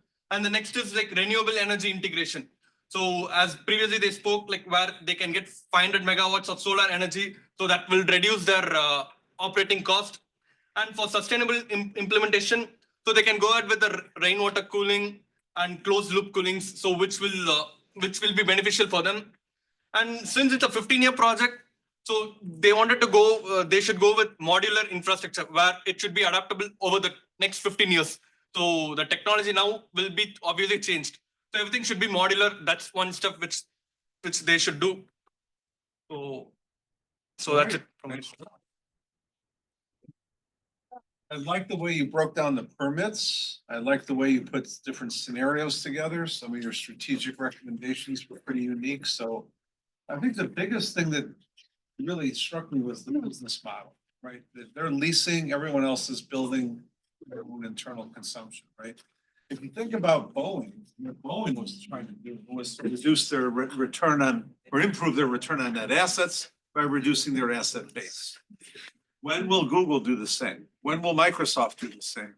And once they do, they're going to pivot to facilities like yours, where instead of buying, they're leasing and their asset base gets decreased, right? So I think this might be kind of the way of the future. When I first thought about Arizona, I thought, my God, where are you going to get the water from? It's such a parched area, right? I don't know how the millions of people live there today. So it's going to be interesting to see where they find the water. They already have water issues for domestic needs. Yeah, I mean, they can't even get water to their, the people living, the residents, let alone commercial activities, let alone agricultural activities. Kellogg, right? I was just checking. But I've already done 3 morning. Otherwise, I thought you guys did a great job. Hopefully everyone got something out of this exercise, right? You all have an artifact that you can use for your interviews. You got something to be proud of that you can point to and say, this is what we did in our project management class, right? So not every company has elaborate plans like this. I can tell you that companies like Invenergy does a lot of this kind of work, especially on the permitting side. So that's why I thought getting into that level of detail, even though permits are boring, right? You know what else is boring? Taxes, right? This team talked about taxes. When I went to Pune, in part it was because they were an SEC, a special economic zone, right? So guess what? We got tax structure, right? So, at the C-suite, taxes make a difference, permitting makes a difference. All these boring topics make a big difference. Okay, so hopefully you got something out of it. Thank you for your time today and I'll see you next quarter, right? Yeah.